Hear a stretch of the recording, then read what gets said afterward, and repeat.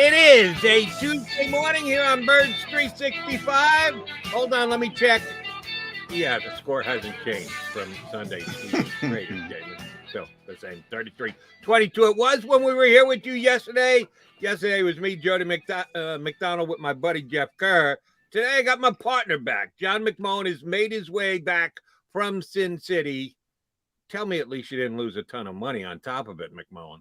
No, not a ton. Yeah, I'm very disciplined, unlike the Eagles. So I had a number I was going to stick to, and I stuck to it.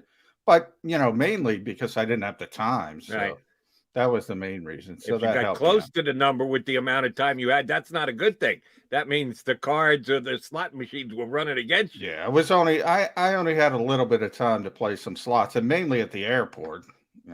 More than anything else. So I was fine. I came out unscathed. Yeah, if you're a cynic and you believe those machines are rigged, and oh, by the way, they are rigged to only pay out so much, but you believe that some of them are supposed to pay out to somebody, at least to balance the scale so that everybody isn't losing every single time they put a quarter in. Do you think that those slots are better or worse than the casinos? At the airport, I think worse. I think worse. I think it's like everything at the airport. If you think about it, you got to get a coffee, $10. You got to get a hamburger, $15. You got to you can't go anywhere. Right. They got you. You're sitting around, you're waiting, you got to be there early. They got you. They know it.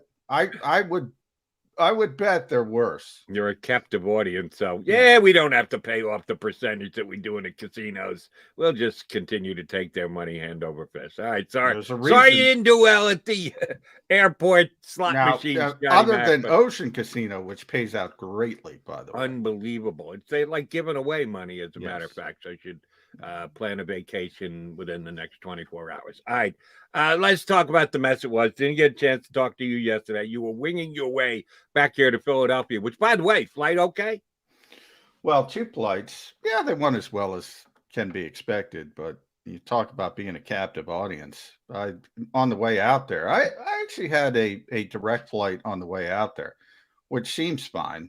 It's a 5-hour flight. So, but they don't feed you these days. There was no power on the airplane, not for the power. The power worked, thankfully, because we're there. But to plug in your phone or your computer or anything like that, nothing.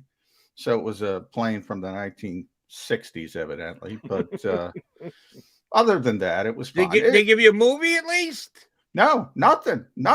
Whoa, you have with this particular airline, I'm not going to throw them under the bus, but you can watch movies, TV shows, even live TV on your phone, but you can't plug in your phone, and the juice is going to be all gone. So, you try to get half hour here, half hour there, but you got to have it for more important reasons. Later. Now, in case, and if you can't tell, we're avoiding talking about the Eagles because it's not going to be a pleasant conversation when we have it. Do you bring a book just in case, knowing that that's a possibility?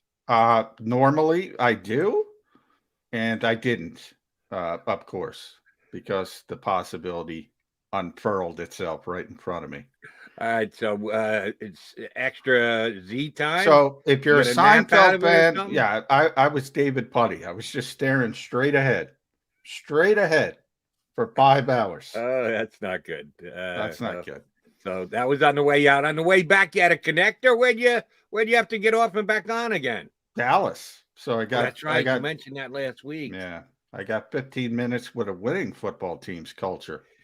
Well, they didn't win this week. No, that's because they were off. They were off. Yes, they were on the bye. The Eagles were the losers. And once again, and John, stop me if you've heard me say this before, which means it's a given. The final score did not indicate the lack of closeness of the game. Once again, the Eagles were well behind and got a whole bunch of yards and points late in the game that didn't really have anything to do with the outcome of the game. It's one thing to lose. And I said this last night on WIP, and I'll repeat it here. Got a chance to listen to a bunch of WIP yesterday afternoon. Had a couple things I had to do running around, so I was in the car plenty. Listen to Cameron and Richie in the middays and Ike and Johnny Marks in the afternoon.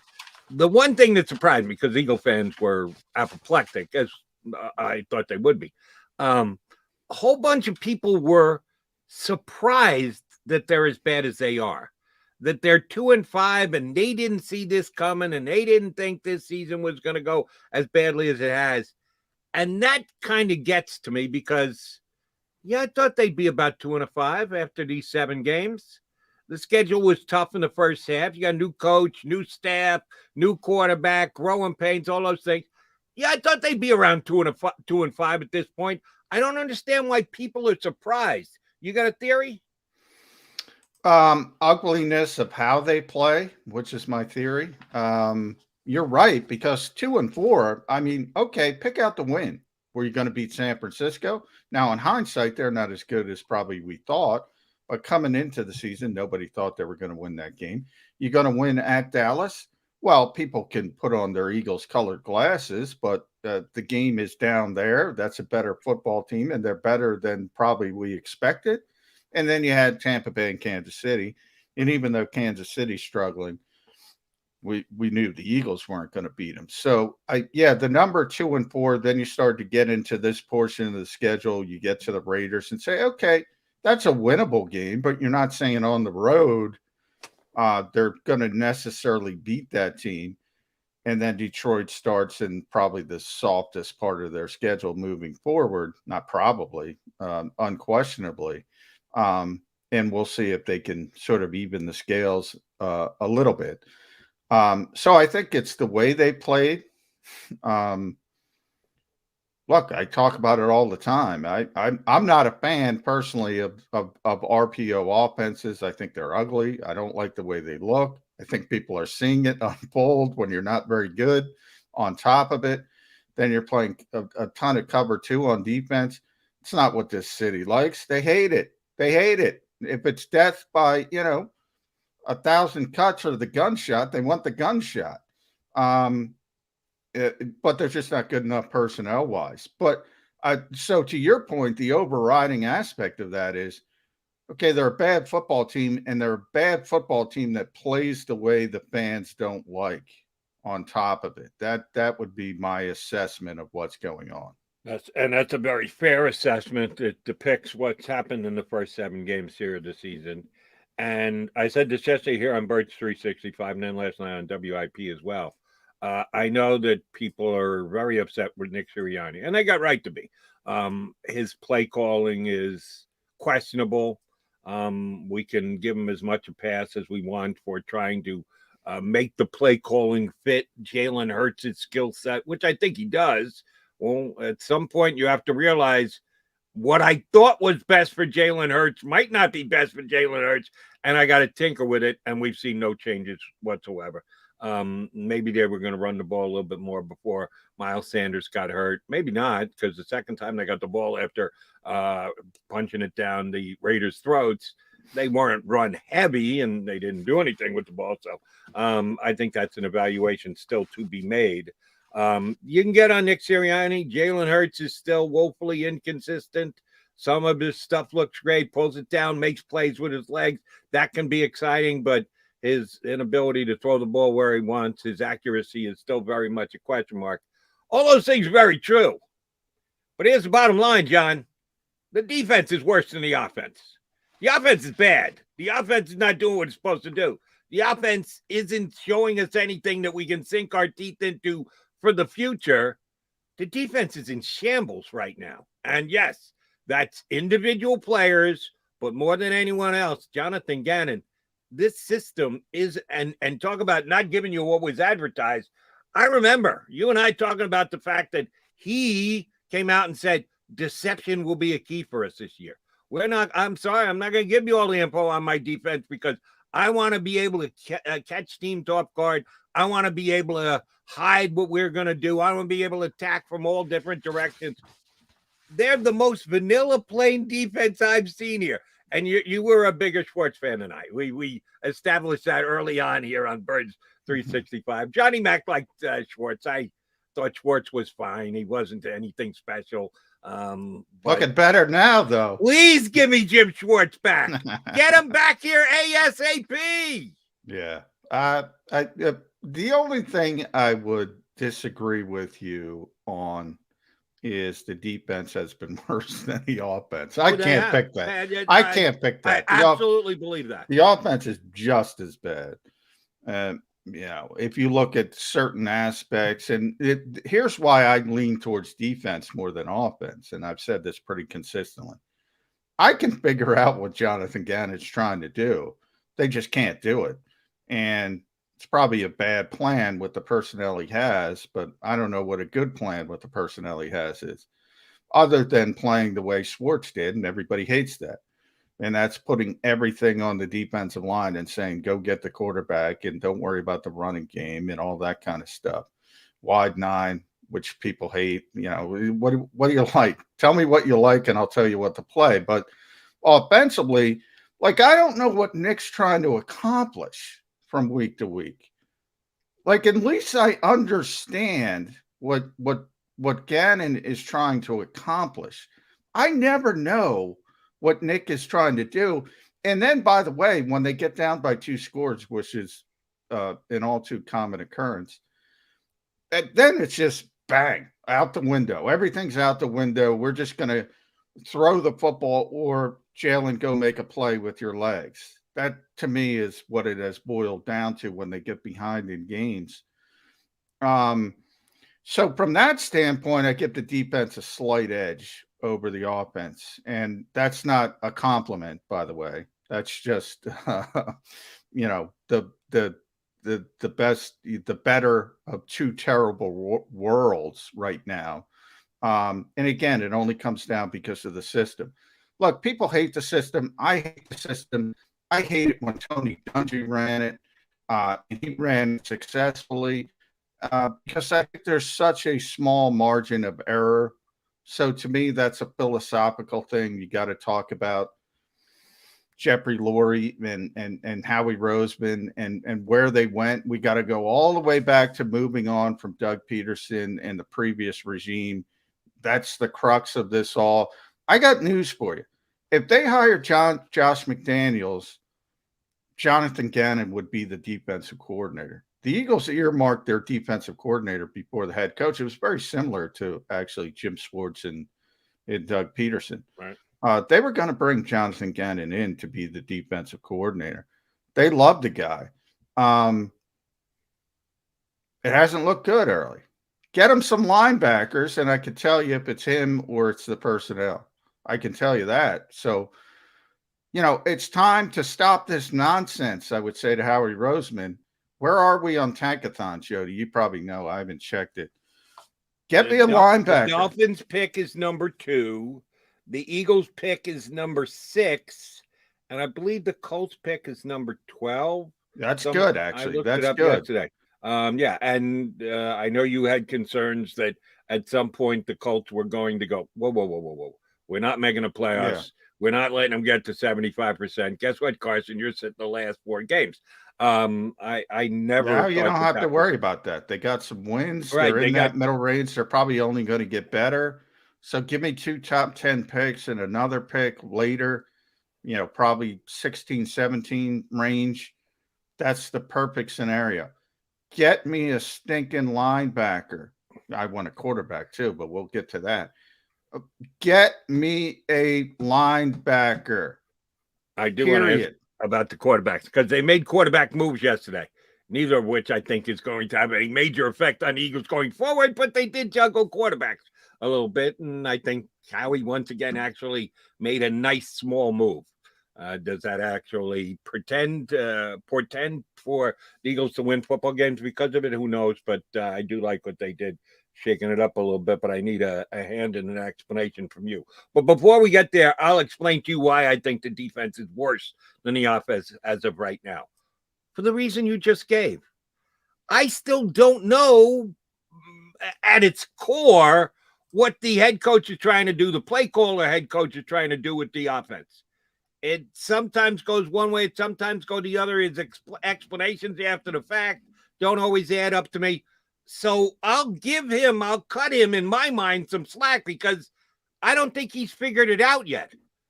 Jonathan Gannon's doing exactly what he wants to do. He continues to do it without changing it week after week, and it just continues to stink on ice, if not get worse. So which is worse, the guy who hasn't figured it out yet or a guy who's figured it out and it sucks? I'll take the guy who doesn't know yet. And the other thing about I see, here's the difference. I get what you're saying. I don't want a guy who's a head coach or a coordinator in the NFL who doesn't know what he doesn't want to do. I don't want that guy. I want the guy who at least has a plan, has a game plan. One of the things that every single great coach in the history of this league has in common, there's one thing, organization. They got a plan, man. They got everything laid out. You hear the stories of when Andy Reid came in and wowed Jeffrey Lurie. This guy's a quarterback's coach and offense. So in theory, he's skipping steps. He shouldn't be ready for that interview. He's got notebooks of depth charts for position coaches. He already had a plan for 5 years down the road when he thought he would have a chance to be a head coach.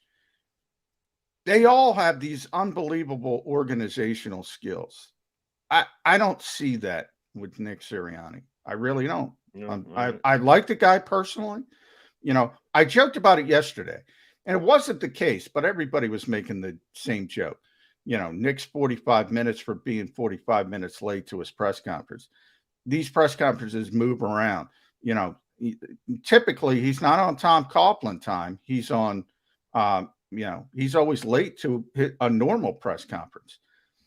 Most great coaches have their freaking days planned out to the minute from an organizational standpoint to try to take advantage of. We talk about it all the time, all the scale back time.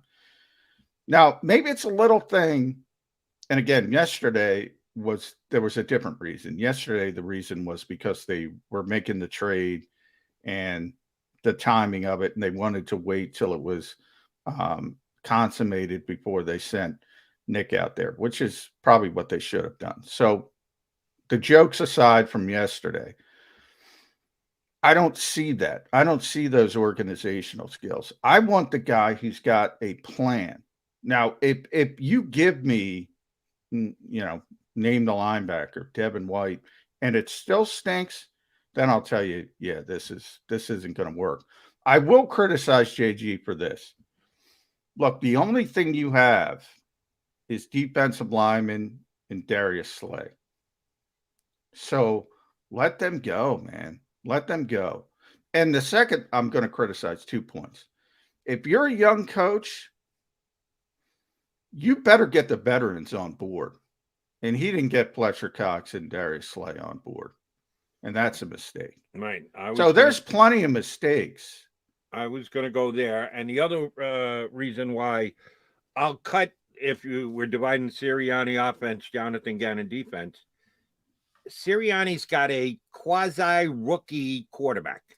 Guy has not had a full year under his belt with his starts from last year. Had to do his starts from this year. He still hasn't even played a year in the league. That's a hurdle you have to get over. His wide receiver core is a rookie and 2 guys with less than a year and a half under their belt. They're young guys. Because of injury, they had to throw Dickerson into the mix. They may not be good enough, but Jonathan Gannon's got all veterans on his defense. Derek Barnett's supposed to be good. Derek Barnett stinks. Now I think Derek Barnett stinks, period. And it's not necessarily on Jonathan Gannon, but Gannon keeps putting him out there for almost every single snap. He got as many snaps as anyone else on the defensive line yesterday. Why? He's a veteran at this stage, and he's still playing way too much. They got veteran corners. They got veteran safeties, and the veterans are being plugged into the system that doesn't stop anybody. It says, all right, here, beat us at 6 yards a clip rather than 20 yards a clip. But we know you're going to stick it in the end zone anyway. You're just going to take your time in doing so. No, that doesn't work for me. So I'll stand by they stink on both sides of the ball. But which stinks more? Yeah, the defense stinks more than the offense. Well, I mean, who are you going to play personnel-wise? I mean, Brandon Graham is hurt. If Brandon Graham is out there and we're saying, all right, Derek Barnett's playing more than Josh Sweat, and it's basically the same. I mean, all right, I think Josh Sweat should be more in the mix. But now Brandon Graham's out of the equation. Who are you going to play? Who are you going to play over Derek Barnett? So I don't have a problem with that. But yeah, I mean, well, you have the question, so I'll answer it. Why isn't Milt Williams playing? Well, he stinks. I mean, he's playing terribly. How's Derek Barnett playing? Better than Milton Williams. I don't know. I mean, I don't know about that. I would say drastically better than Milton Williams, who has been overmatched. And by the way, you know, he's a rookie. Now, it's not a big deal. It's a rookie third-round pick. The people who thought he was going to, you know, excel right off the bat, that just doesn't happen. Look at the first-round pick at wide receiver, who's tremendously talented. I told everybody, I screamed it from the top of the mountains. There's going to be growing pains with young players. There always is in this league, and you're seeing it. And as you go down the totem pole, we're allowed to have growing pains with Devonta Smith, but we can't have growing pains with Milt Williams? Well, Devonta Smith, you're allowed to. I'm not. Obviously, you're allowed to. Judging by their snap counts, one guy gets to go out there no matter what he's doing, and the other guy doesn't get a chance to one play. One guy's a lot better than the other guy. One guy's significantly better than the other guy. And I only bring up Devonta Smith because he also, even though he's significantly better, even though obviously he has the talent to excel in the NFL from the get-go, you're still seeing those growing pains. That's the only reason why I bring him up. Milton Williams is more of a developmental type, and it hasn't been good early on. I mean, you know, and they're still throwing him out there to try to get through those growing pains. That's all I'm trying to say. But, you know, to get back to the overriding point of offense versus defense and what's worse, well, the key is you could make an argument for both, as we are. And the point is they're both really bad. And, you know, I think it's hilarious, really. The first two drives in that game, okay, now on the surface, it was really successful for the Eagles.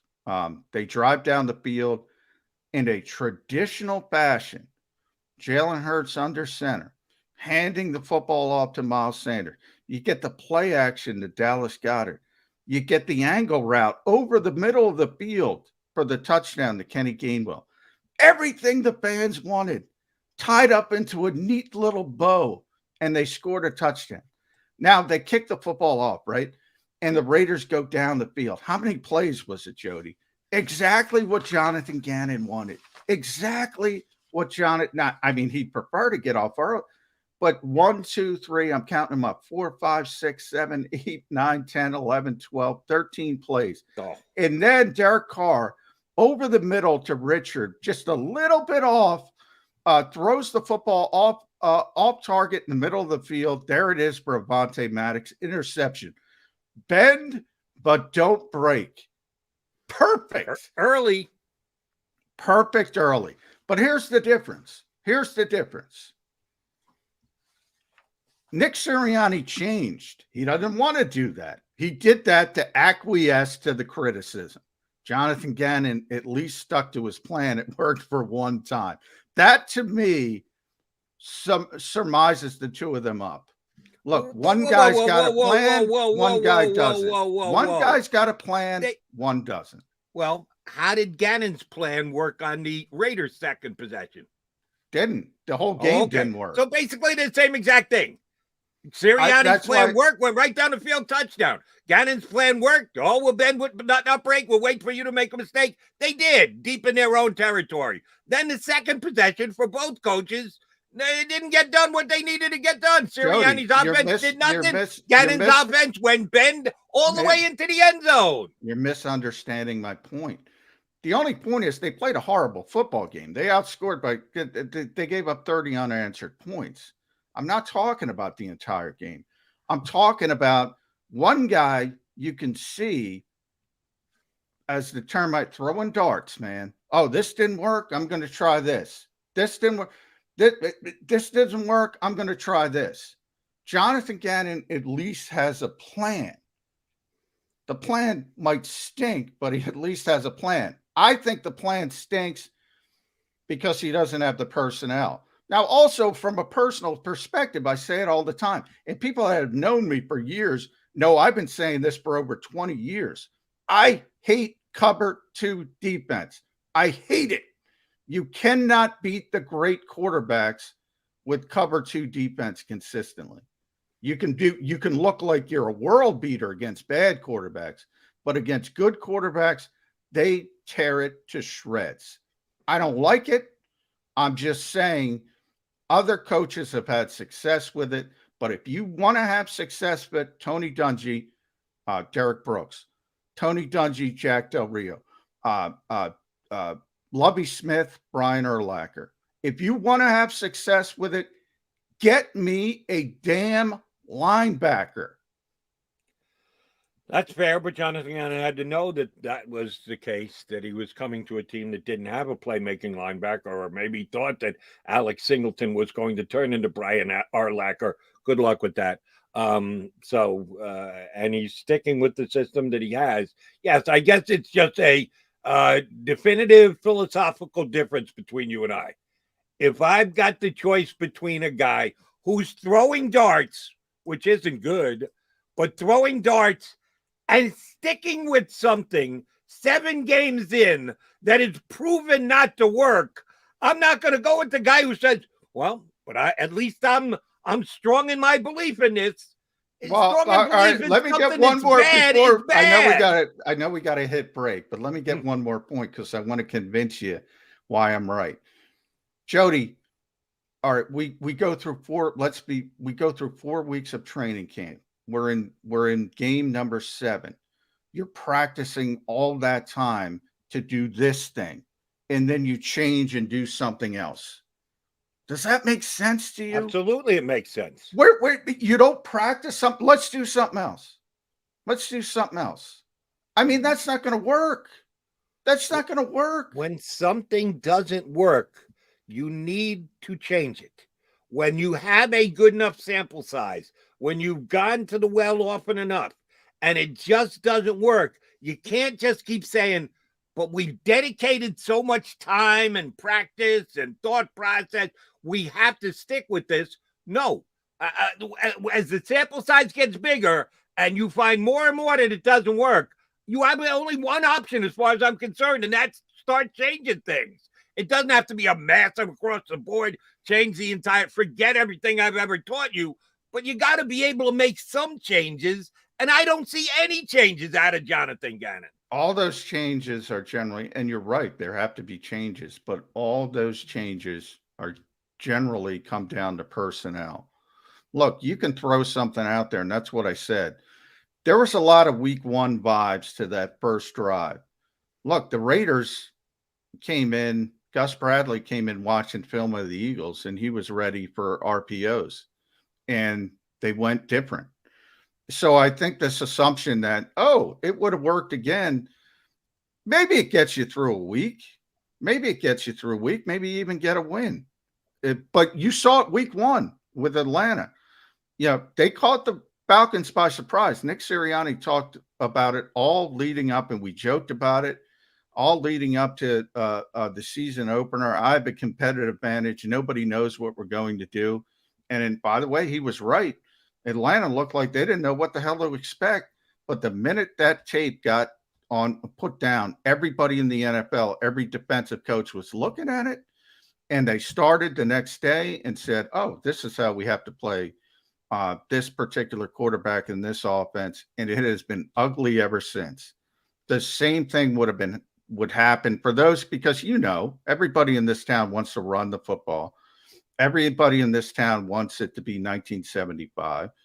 It's not. And you would have made it easier if you think you're going to play that way with this particular quarterback and this particular offense. So we talk about time in the NFL and how much time you have to prepare the players all the time. and it's probably the most difficult part of the job. The Eagles' issues are all personnel related, all of them. Right. Give me a quarterback and 2 linebackers, and they're 5-2 instead of 2-5. And we do have to get our first break in, but I'll finish with this. Before the season started, take the 11 Eagle offensive starters, take the 11 Eagle defensive starters. Which side of the ball had more talent? The defense. No question in my mind. Coming into the year, the defense had more talent than the offense did. And since they both suck, who am I more ticked off at? The defense and Jonathan Gannon. All right, he's John McMullen. I'm Jody McDonald. We are the Mac and Mac guys. We got one guest planned in Espanol. A little later in the show, Ricky Ricardo, the guy who calls the Eagle games on their Spanish radio station, will be aboard. Good dude and a great play-by-play guy, even though when I put the highlights together, you listen to the highlights, I only understand a little bit of what Ricky says, but he's great just the same. He'll do en inglés with us today. Ricky Ricardo a little bit later on the show, but Mac and I will be back to continue to analyze where the Eagles went wrong on Sunday, and did they go wrong with reorganizing the quarterback room yesterday? We'll get McMullen's thoughts on that next here on Birds 365.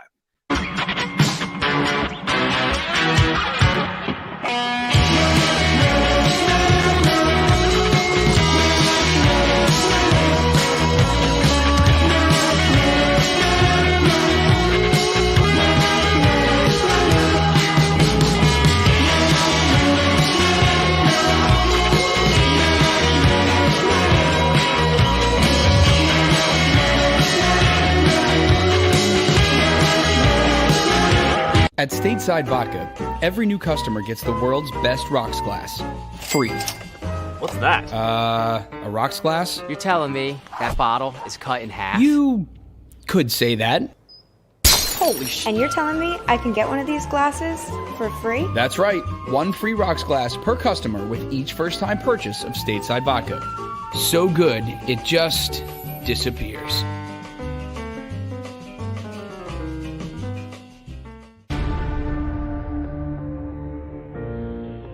When it comes to the fight against insurance companies, large corporations, and the healthcare industry, injured victims are always the underdog.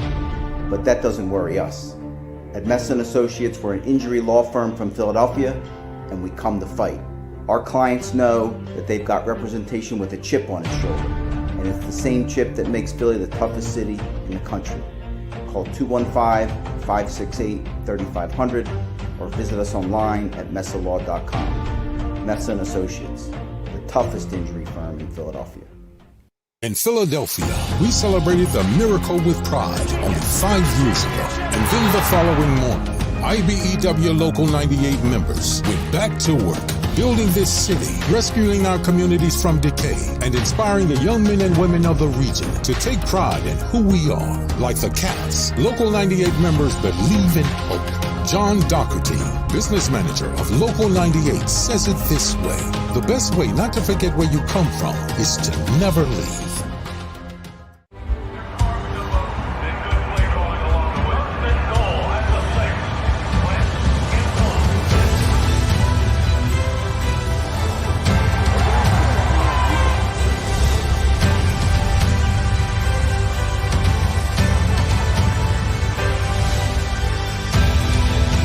Field of life, First Trust Bank is there for you. 7, 3, 1, 2, 3. Because Philadelphia dreams deserve a Philadelphia bank. Go for the midnight dares. Go for the game. Go for the hits. Go for the fans. Go for the win. Go to Ocean Casino Resort. Book your trip at theoceanac.com.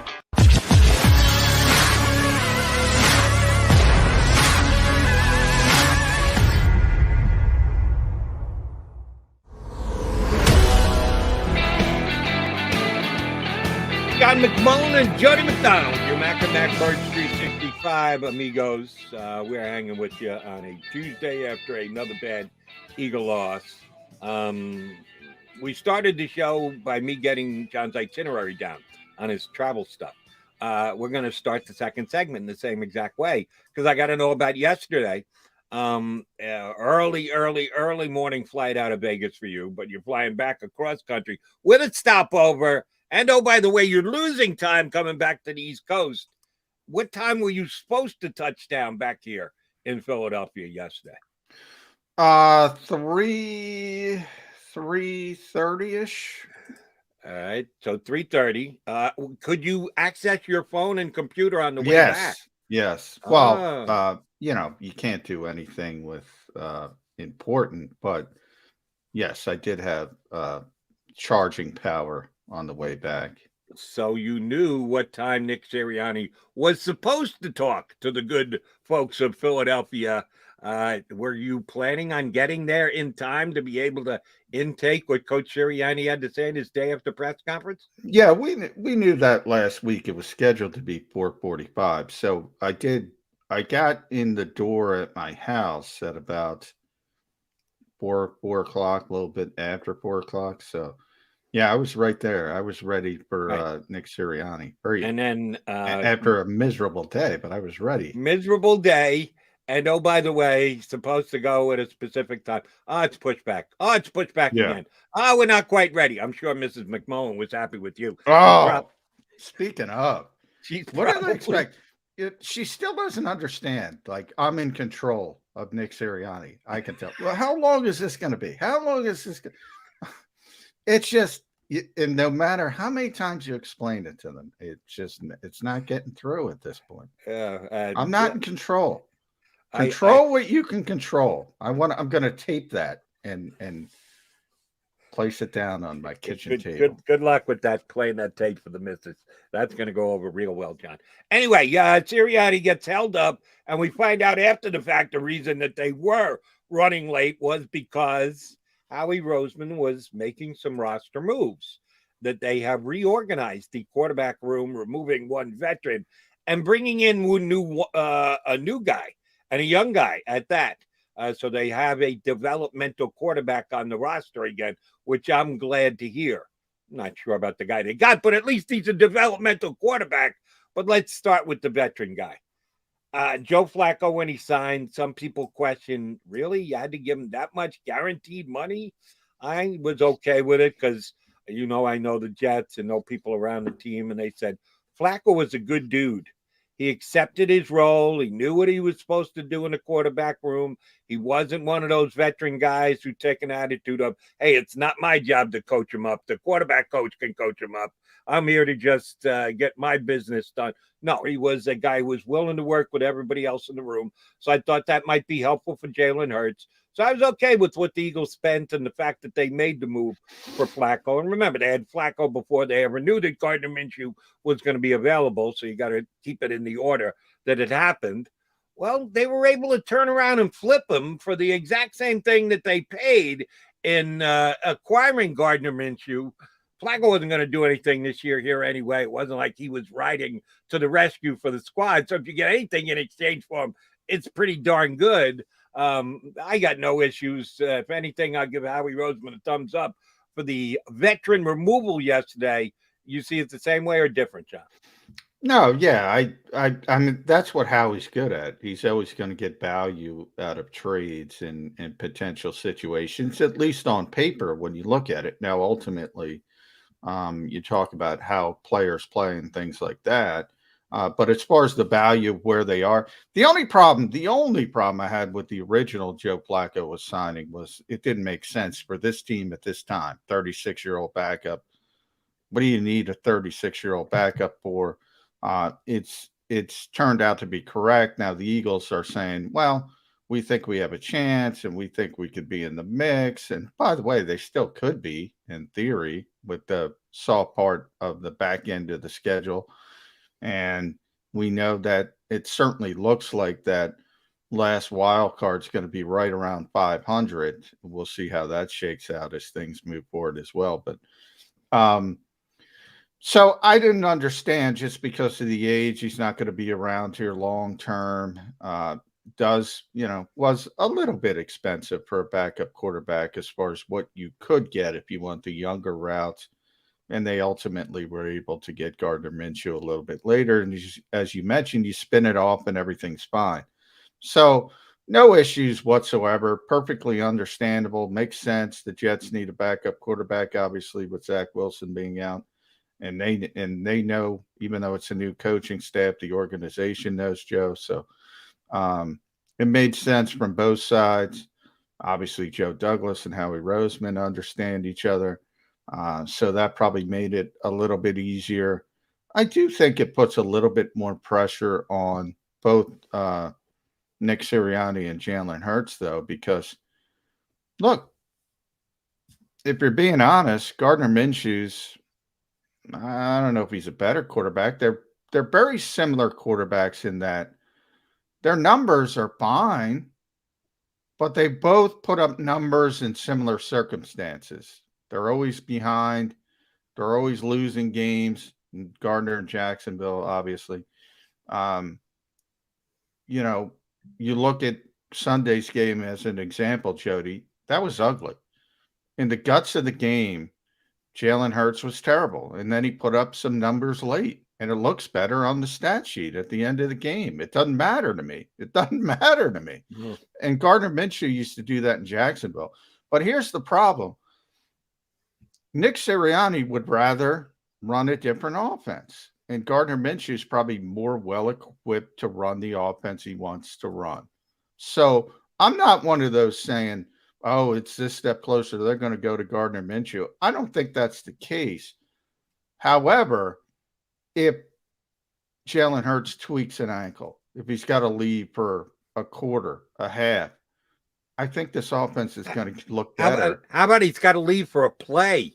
Joe Flacco didn't even get in 7 games. He hasn't missed a play yet, Jalen Hurts. And, you know, everybody knew what Joe Flacco was and that he was only going to play if Jalen Hurts got hurt, and Jalen didn't get hurt.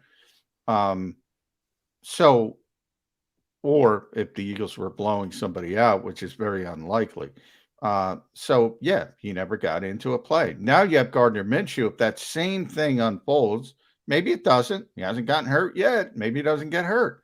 But if it does, I think you're going to see really quickly that would open up some things for Nick Sirianni. So it does put a little bit more pressure on the head coach and the quarterback. All right, let's assume this is, my favorite, the McMahon favorite, the hypothetical. The Eagles, against the schedule that they have, are not in the playoff mix, but they're not mathematically eliminated. Let's give them 3 more. Let's make them 3-3 in their next 6 games. So that would get them to 5-8, which again doesn't have them in the playoff race, but doesn't have them mathematically eliminated. Hurts' play is exactly the same that it is. Do they go to Minshew then? No. Or are they going to ride the Hurts bus all the way until the season ends, no matter what?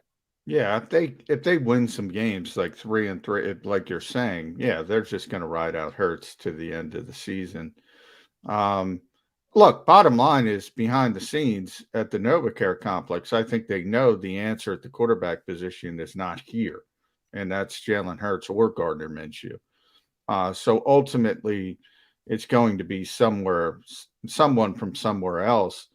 Now, the problem is if you need a bridge for 2022 as well, because you might not be able to get the quarterback for 2022 and might turn into 2023. And that's part of the problem you have when you don't have a great starting quarterback in this league. Watch last night's game. The difference between the Seattle Seahawks. That's torture. That's where you are in the NFL when you don't have a quarterback. And that's where the Eagles are. If you want to be realistic about it and tell the truth, that's where the Eagles are. They don't have the answer here. It's not Gardner Minshew. They got to go find a quarterback. Now, how are you going to do that? That's Howie Roseman's real job. All right, I want to get to that, but before we jettison ahead, I got to ask about a present-day quarterback question. Are you telling me Reed Stennett is not that guy? I am telling you, Reed Stennett is not that guy. It's interesting because they cut Rick Lovato Yeah. to bring in. Oh, shoot. I've been meaning to ask you that. You understand these roster machinations better than anybody. I get it that they can do a handshake deal with him and say, listen, Rick, you're a free agent, but we don't expect you to go anywhere. We're going to re-sign you immediately thereafter. You won't lose any money. Why did they even have to do that? Was it the timing of the Flacco trade hadn't gone through first? Yeah. So they just had to create a roster spot to be able to claim Stennett? I was perplexed by the way that they moved the pieces around the chessboard yesterday. Please give us the behind-the-scenes strategy the Eagles were using. Yeah, if you claim a player off waivers, he's got to go on your 53-man roster immediately. Well, if you have 53 on your roster, you got to take somebody off it. Rick Lovato is a vested veteran. Doesn't have to go through waivers until after the trade deadline, so you have a couple more days. November 2nd, doesn't have to go through waivers. You don't have to worry about anybody claiming him. He is a veteran, so you do the wink-wink deal. This has been, by the way, a loophole the NFL's got to close, because a lot of teams have done that this year with long snappers. They have these guys around forever. They're not expensive. You just say, look, we need the roster spot. We're going to bring you back after the 24 hours. Wink, wink, nudge, nudge. And you do it that way instead of exposing somebody at the back end of your roster who isn't a vested veteran to waivers, and you got to hope that nobody claims them. So it's just a way of getting through that little bit of hurdle. But yeah, it was just a timing thing. They needed the roster spot before they could consummate the Flacco deal. And then Rick Lovato will be brought back when that deal is official and rubber stamped by the NFL. Okay, fair enough. Does Rick Lovato have to play along? Because if they're going to release him, he's released. And if he wants to, as a free agent, he can go anywhere else. Do whatever he wants. Yeah. Right. Is there any inducement involved there? Talk about under the table, other than you're a loyal Eagle. We've been loyal to you. We expect you to be loyal to us. We're going to release you, and you're going to be a free agent for 24, 48 hours, whatever it is. I'm sure that you don't know, and no one's gotten on the record and told you, but I need some good John McMullen speculation. Does Rick Lovato get anything for going, yeah, sure, tell me I'm unemployed for 48 hours? Well, you can't offer him money if that's what you're saying. Now, yeah. What's he get? Free passes to restaurants? There's got to be something that he gets out of this. In theory, the undying gratefulness of Howie Roseman, doesn't he? In theory, you can do what it's sort of like the old recruiting techniques, I guess, in college basketball and college football. Wink, wink. Everything's wink, wink in the world. It comes down to you only do that type of thing with somebody who likes you, the organization, and someone that you like and trust. Because, yes, the minute they hand in those papers, if somebody else comes in and says, oh, we need a long snapper, Rick Lovato's a Pro Bowl long snapper, let's go get Rick Lovato. He could turn around and say, guess what? This team is giving me more money. They want me. They didn't try this hijinks. I'm going to go there. He could definitely do it. And that's why you only do it with people you trust and respect, and that generally goes both ways. And I expect it to go both ways this time. All right. Today, tomorrow, when do the Eagles have to pick Mr. 53 and say, see ya? We got the roster. We need the roster spot to get back to Rick Lovato. How quickly is that decision going to be made? I think that it'll wait till it goes through the league office. The trade, remember, so Lovato, Reed Stennett takes Lovato's spot, so he's 53. Then Joe will move to the Jets. They're not getting a player back, so that opens up the roster spot, and Rick will go in that. But they don't have to cut anybody. All right, I'm going to run something by you, John McMullen, that I just mentioned in passing here yesterday. and I went in more in depth on my WIP show last night, right before we went to break, or not. You said the Eagles still need to figure out who their quarterback of the future is. And with every passing game, it becomes less and less likely that it's going to be Jalen Hurts. You just told us you don't think they're going to go to Gardner Minshew unless there's an injury. So I would doubt very highly that they believe it's Gardner Minshew. Let me make a suggestion on a potential quarterback for the future for the Philadelphia Eagles. I don't love this year's quarterback class. We're still a long way away from the NFL draft, so you got time for guys to pick up their game.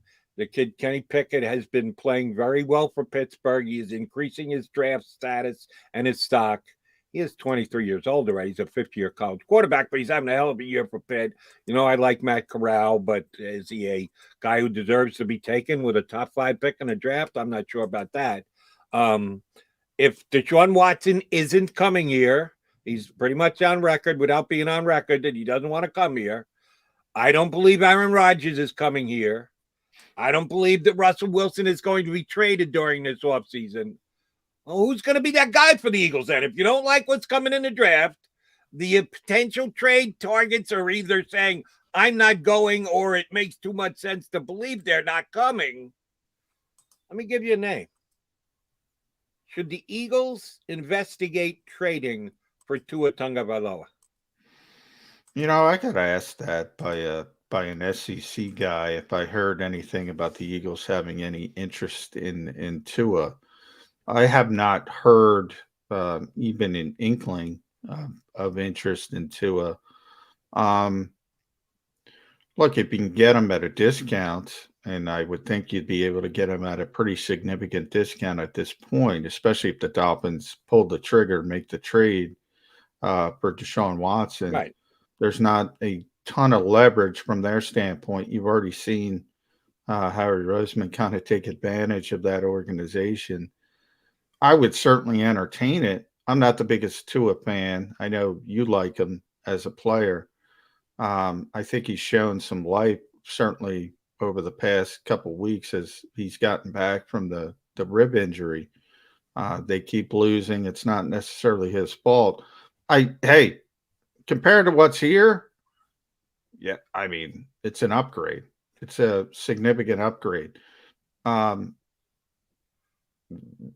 Is that the long-term answer? Probably not, but it's better than what you have. But to me, there's the bigger problem with something like that is you're declaring, all right, this is our guy. This is who we're going to try to build this team up around. I'm not sure the Eagles want to do that. I think they want to keep their avenues open to look for a better fit. That's just my personal assumption. He's unquestionably better than what they have, but I don't think that's what they want.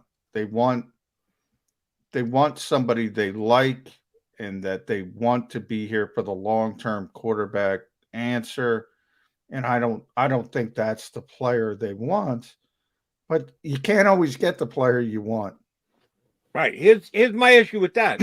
You're talking about quarterback X. Yeah. You're talking about the a unknown philosophy. Yeah. You're talking about someone who you can't identify by name. Yeah. At some point, you have to actually attach a name to a quarterback. agree. You're going to make him the starting quarterback of your team for the next decade. You can't give me that name right now. Tua Tagovailoa at least has a name. He is an individual you can point to and go, him. I think he's that good. I would do it. Here was the hypothetical I came up with. You tell me if you would do this, Eagles and or Dolphins. Because Tua hasn't been as good as you would hope a guy drafted number 5 in the draft would be. He's a year and change into his career. Hasn't wowed anybody, I think, because people are going to compare him to Herbert, who was taken 1 pick after him. That kind of skews the way people look at Tua. He has had injury issues. I think they had issues last year with the way that they handled him. I think the Dolphins personally handled him poorly with the whole bring Fitzpatrick in the middle of the game to save the game, go to your closer out of the bullpen. And I think they limited the things that Tua could do. You talk about Nick Sirianni trying to build an offense around Jalen Hurts and not having confidence and not throwing the ball over the middle because they don't like his accuracy. Oh, I think the Dolphins did that and then some last year with Tua Tagovailoa. But that's my scouting report on Tua. So here's where I think you could come up with a deal. If you're the Eagles, you don't have to give up a one. He came in, he got hurt. His numbers weren't great last year. He comes in, he wins the first game of the season, then gets hurt again. He's now come back. They're still losing week after week after week, but it isn't necessarily the quarterback's fault. But here's the offer I think the Eagles could make, and maybe it would work. Basically, they just did the Joe Flacco to the Jets thing as a deal in reverse for Gardner Minshew. What they paid to get Gardner, they get back in the Joe Flacco deal. How about they make a very similar deal to the one that they made last year with Carson Wentz? Give the Dolphins a second-round pick that can elevate to a first if Tua comes in and plays a fair numbers of stats. You can make it 75. You can make the exact same thing as the Carson Wentz trade. Next year in 2022, if Tua takes 75% of the starting snaps here, then the 2023 draft, it elevates from a second-round pick to a first-round pick. If that's the price tag and you're the Eagles, would you do it? Yeah, if I like the player. I mean, everything's about the valuation. I think, and by the way, I think that's something that would work from the Dolphins' The Eagles get perspective. to keep their 3 first-round picks this year and rebuild their defense. Now, again, we're talking about obviously a lot of dominoes have to fall. We have the Dolphins, number one, they have to get Deshaun Watson. Deshaun Watson, right. But if that happens, and look, if the Eagles like the player, and that's why I said I have not heard an inkling. Normally by this point I would hear something. I've not heard an inkling of anything involving Tua or them potentially even kicking the tires on that. Now, maybe they've just hidden it really, really well. But typically things like that get out with the Eagles. So if you like the player, everything always comes down to evaluation. Yeah, I mean, that's a nice way to go find a quarterback you're probably not going to get in the draft. And that's why I said you might have to go Bridge. You might have to go Gardner Minshew or Jalen Hurts again in 2020, next season, 2022, and then start looking in 2023. But you are right, Jody. At some point, you got to identify a name. But this is the problem you have in this league. And this is why teams get on this cycle. And this is why the Carson Wentz whole situation was such a debacle. They thought they had the answer. And they made some internal, and I don't want to re-legislate that because we've talked about that ad nauseum, but they made some mistakes and it ruined and it went the wrong way and it went south. And here you are. And now you see how difficult it is. And you start talking about getting reclamation projects because there's nobody in the draft. Always comes down to player evaluation. The bottom line to that is this team has not been really good in player evaluation over the past couple of seasons. And that's your concern. But it is interesting you bring it up because, and this is somebody from Alabama. It's just bringing it up. He's talking about Hurts versus Tua at Alabama. And, you know, a lot of the same problems Hurts is having here, he was having at Alabama.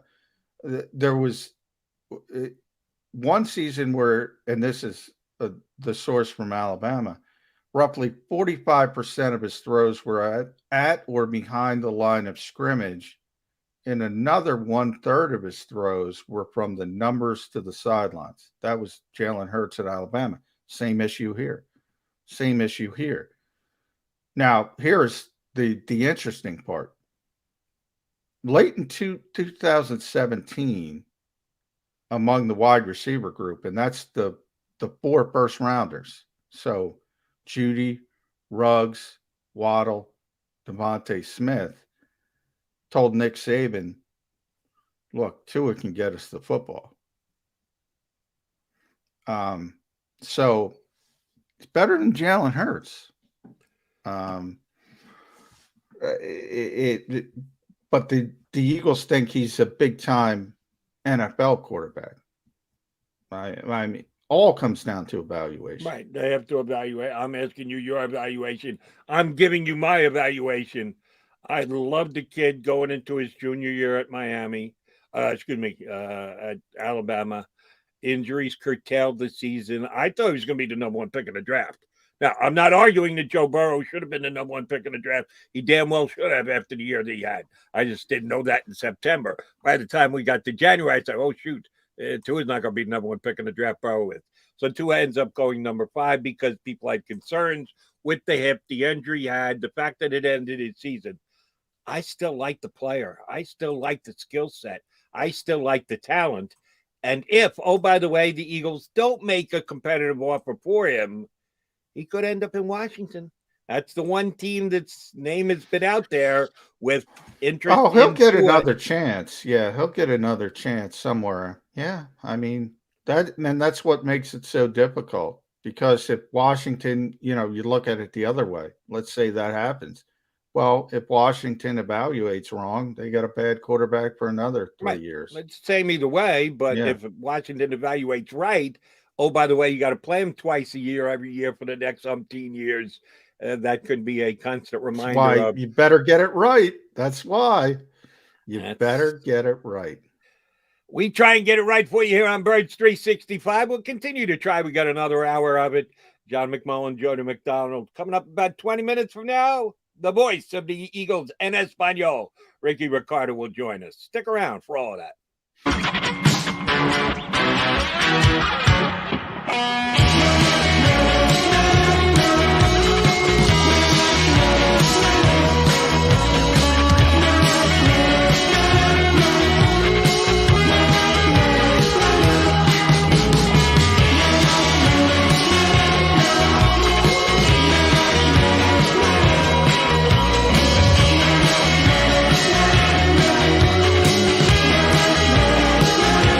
At Stateside Vodka, every new customer gets the world's best rocks glass.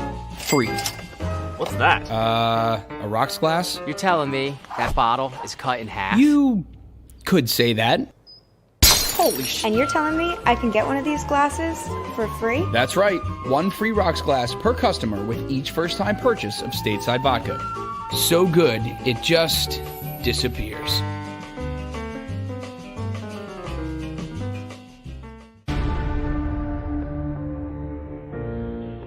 When it comes to the fight against insurance companies, large corporations, and the healthcare industry, injured victims are always the underdog. But that doesn't worry us. At Messa & Associates, we're an injury law firm from Philadelphia, and we come to fight. Our clients know that they've got representation with a chip on its shoulder, and it's the same chip that makes Philly the toughest city in the country. Call 215-568-3500 or visit us online at messalaw.com. Messa & Associates, the toughest injury firm in Philadelphia. In Philadelphia, we celebrated the miracle with pride only 5 years ago. And then the following morning, IBEW Local 98 members went back to work, building this city, rescuing our communities from decay, and inspiring the young men and women of the region to take pride in who we are. Like the Cats, Local 98 members believe in hope. John Doherty, business manager of Local 98, says it this way: the best way not to forget where you come from is to never leave.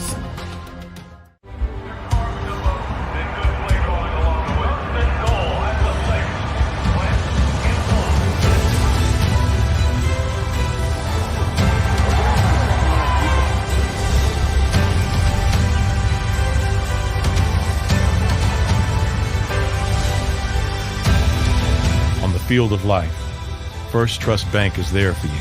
7 on 3. 1, 2, 3. Because Philadelphia dreams deserve a Philadelphia bank. Go for the midnight dares. Go for the game. Go for the hits. Go for the fans. Go for the win. Go to Ocean Casino Resort. Book your trip at theoceanac.com.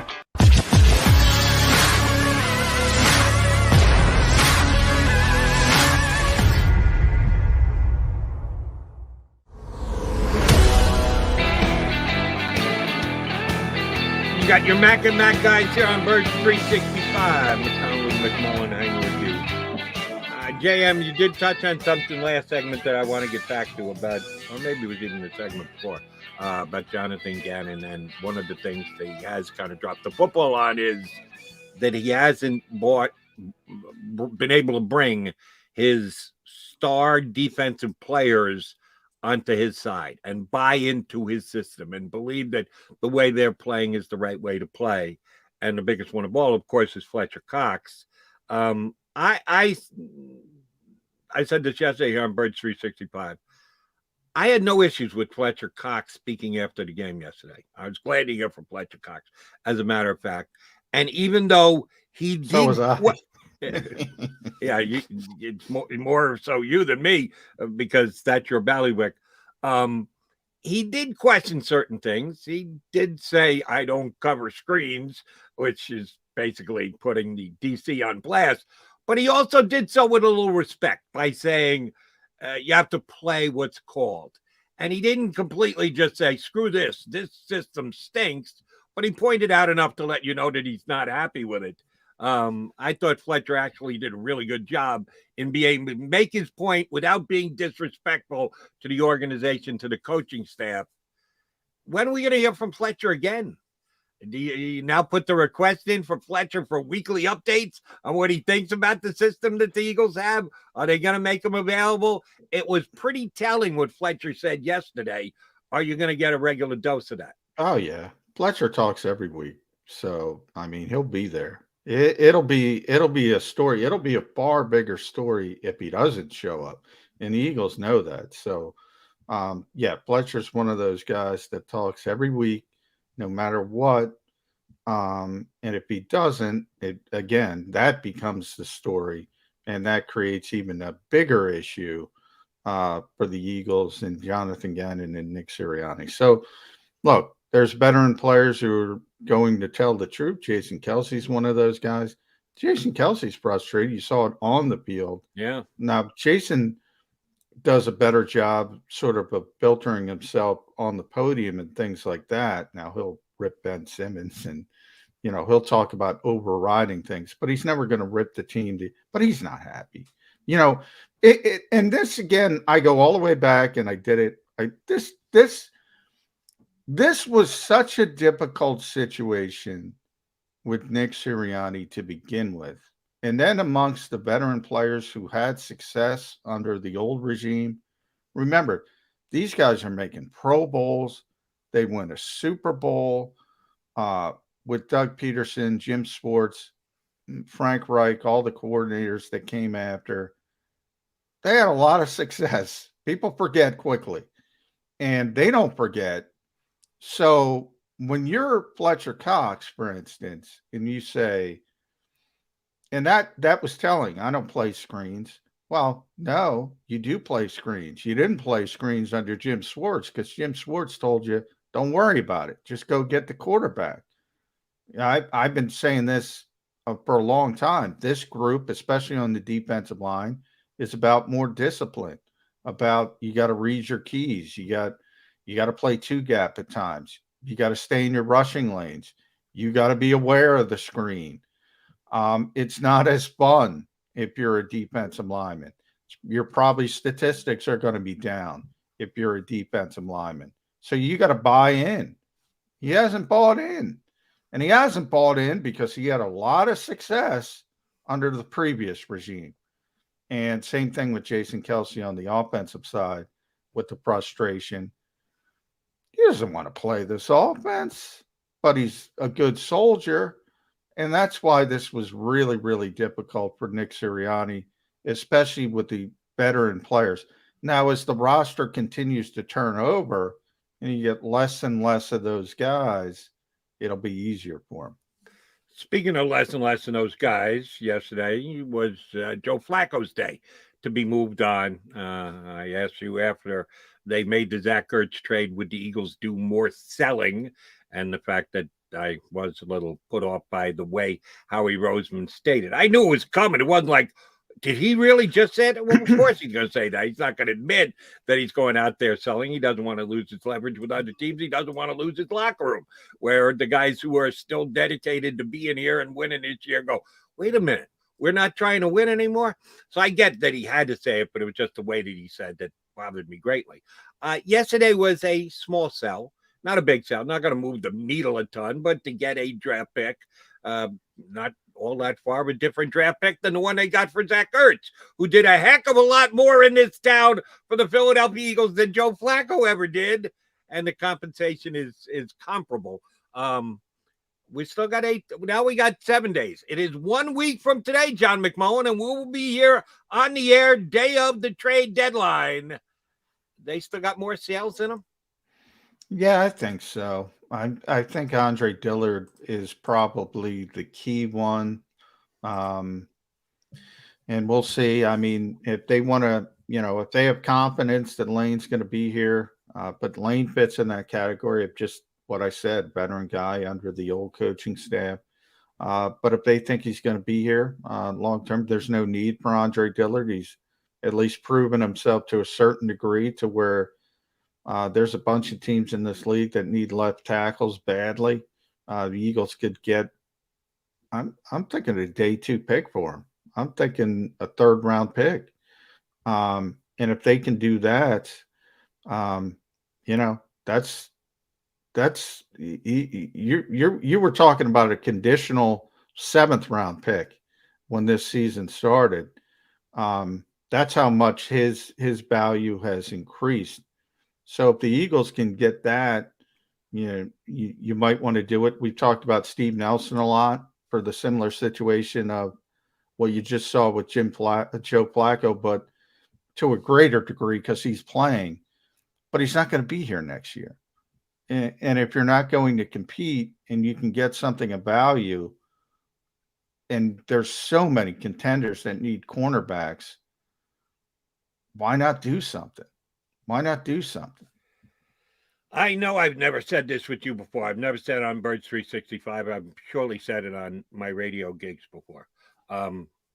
My father and I used to bet on everything. We used to have friendly bets, and we would bet $1. No matter what, it was $1. If we bet on anything, it was $1. It was always $1, and we would actually pay off each other. We'd let a running tab go for a couple of weeks, a month, whatever it needed to be before we see each other. But then first thing you do when I see my father, if we had been apart and seen him for 6 months, whatever, running tab, first thing you do, you got to pay. So we bet $1 on anything. Raindrops coming down the window. He'd take one, I'd take the other. For $1, you're on. Okay, so I want to go $1 with you. There's no way Andre Dillard's getting a day 2 pick. No shot. No chance, no way, no how. Chances are it's going to be a push between you and I. He won't get dealt. But I will bet you my $1.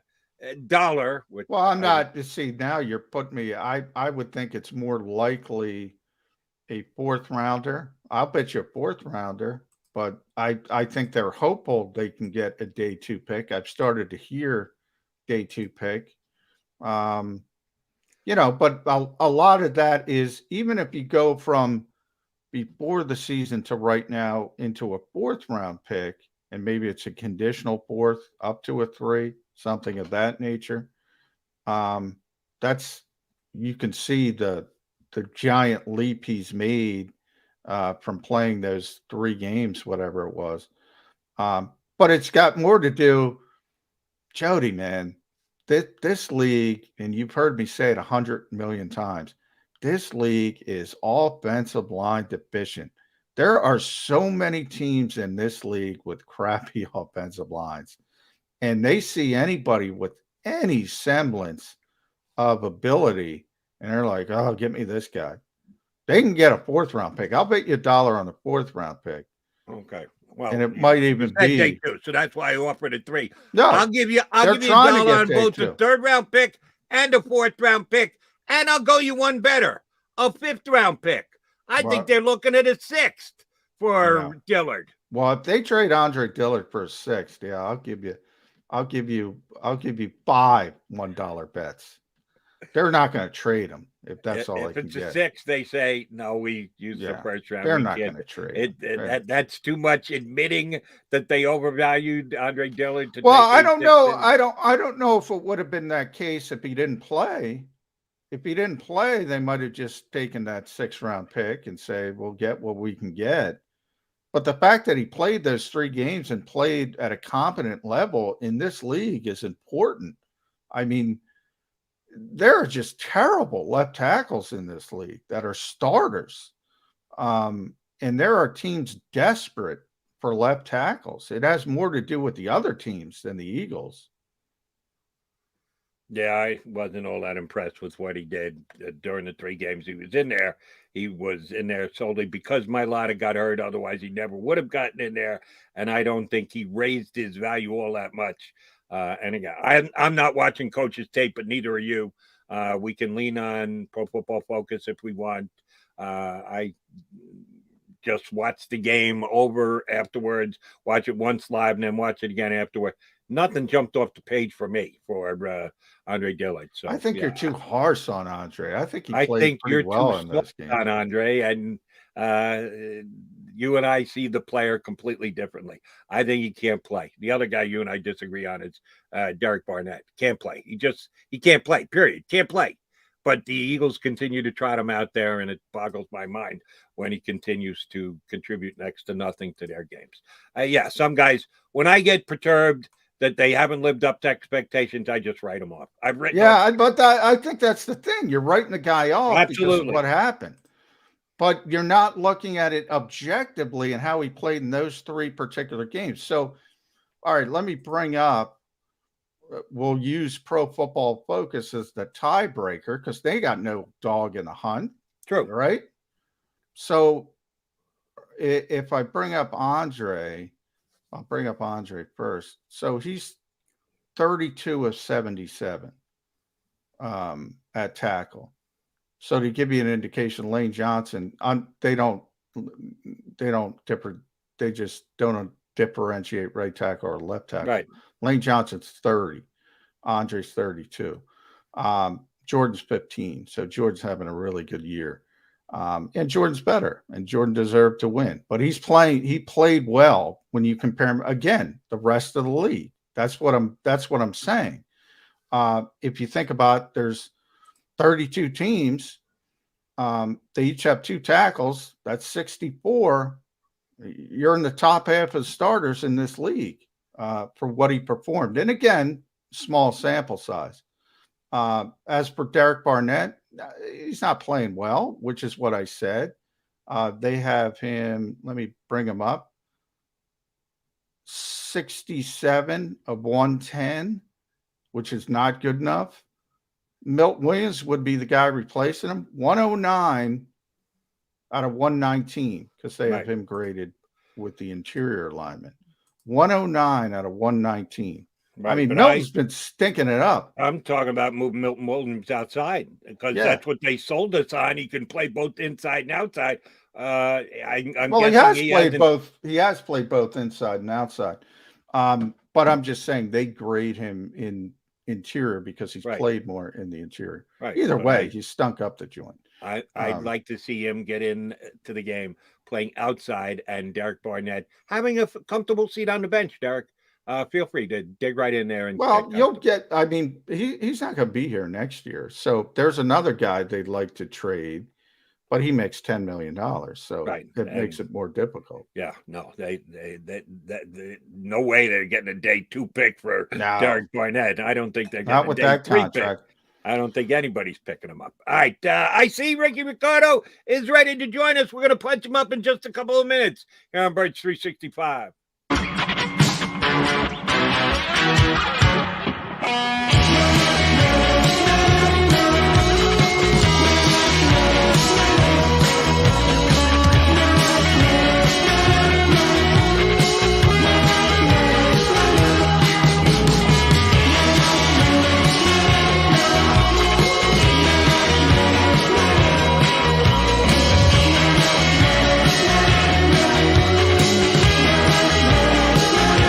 At Stateside Vodka, every new customer gets the world's best rocks glass, free.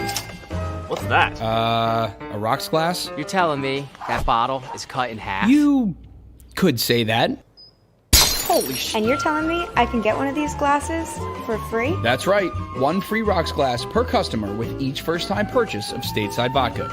So good, it just disappears.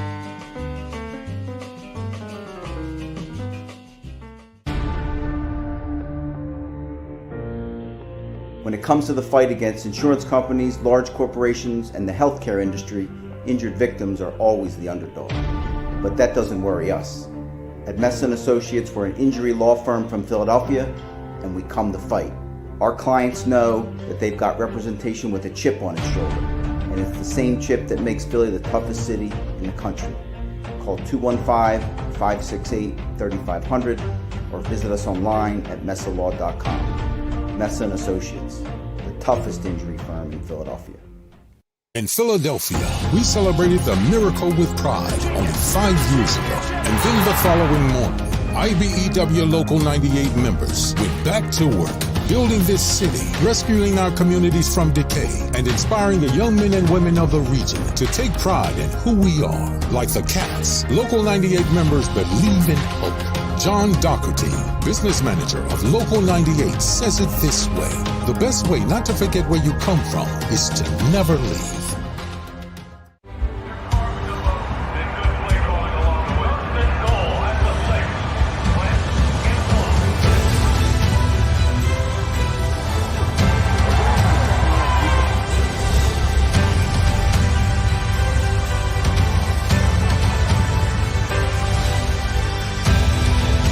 Field of life, First Trust Bank is there for you.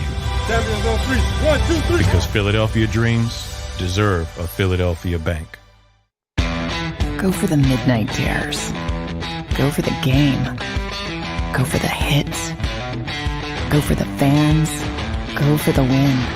Go to Ocean Casino Resort. Book your trip at theoceanac.com.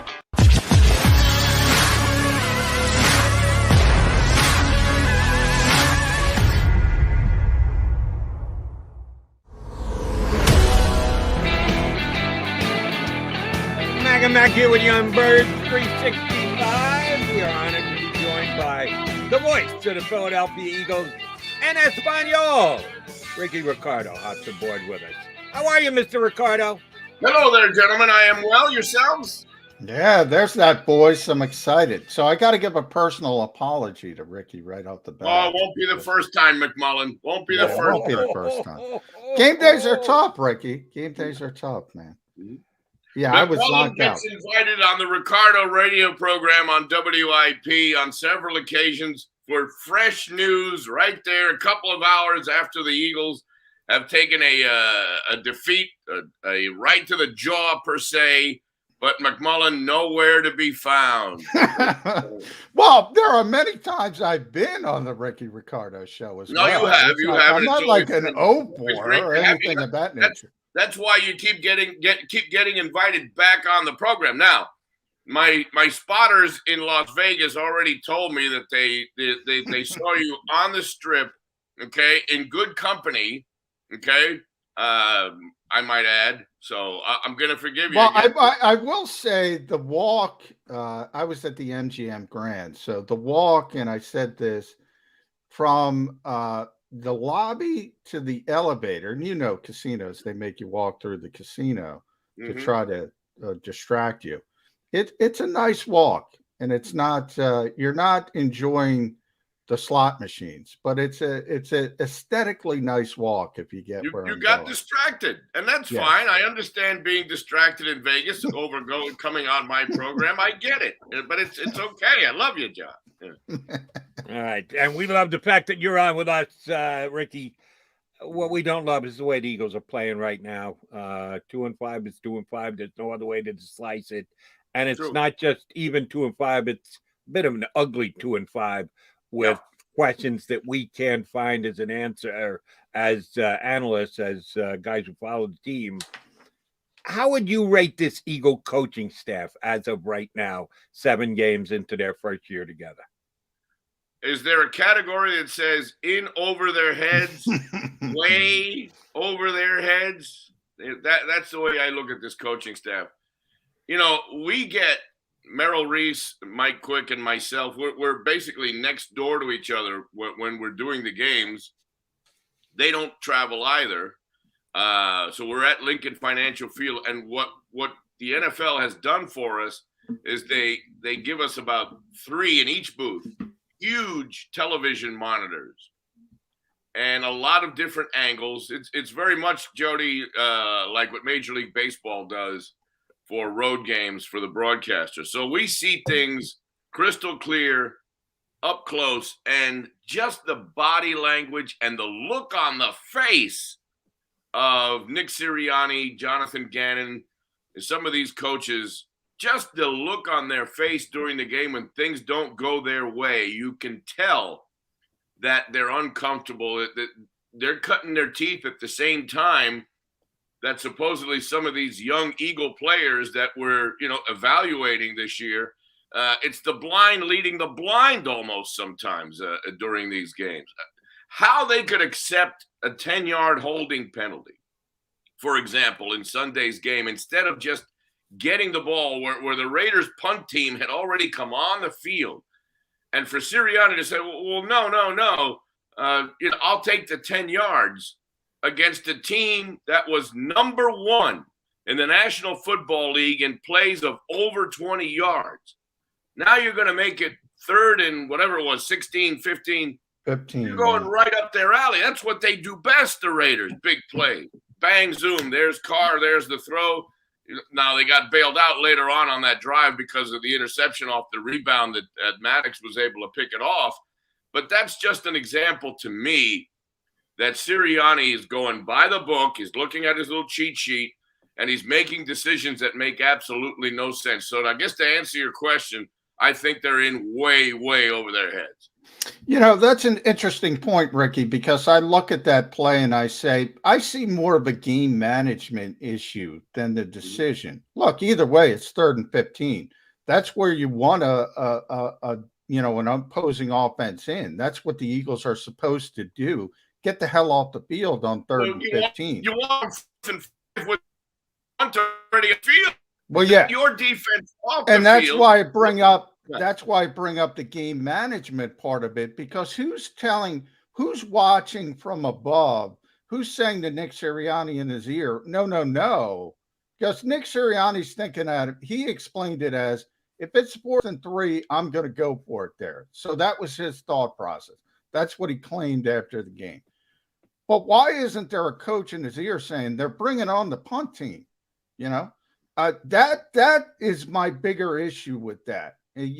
Ryan Paganetti, we have on the show occasionally, Jody and I, he used to be Doug Peterson's game management specialist. Right. I assume Nick Sirianni has that, but he won't say it on record. To me, you got to have some help. You can't be a head coach in this league thinking about calling plays, thinking about the next play, and also game managing, which I think you're right. He's in over his head. He's got to delegate some of his stuff. Do you see that, or is it too much on his plate for a young coach? I think there's too much on his plate for a young coach. Now we're 7 games into his first season. Maybe he could get over the hump here and take these bruises and eventually become the second coming of Vince Lombardi. Who knows? But I tell you what, as of right now, 7 games into his tenure in an NFC East. Look, I've got the Cowboys streaming show, which is, sort of an equivalent of what 365 is. And I was, just before I came on, I was listening to our buddy Brad Sham talking to Ezekiel Elliott back here, watching this Cowboys hour. And they're just floating away into the sunset. They're going to have this division clinched by Thanksgiving.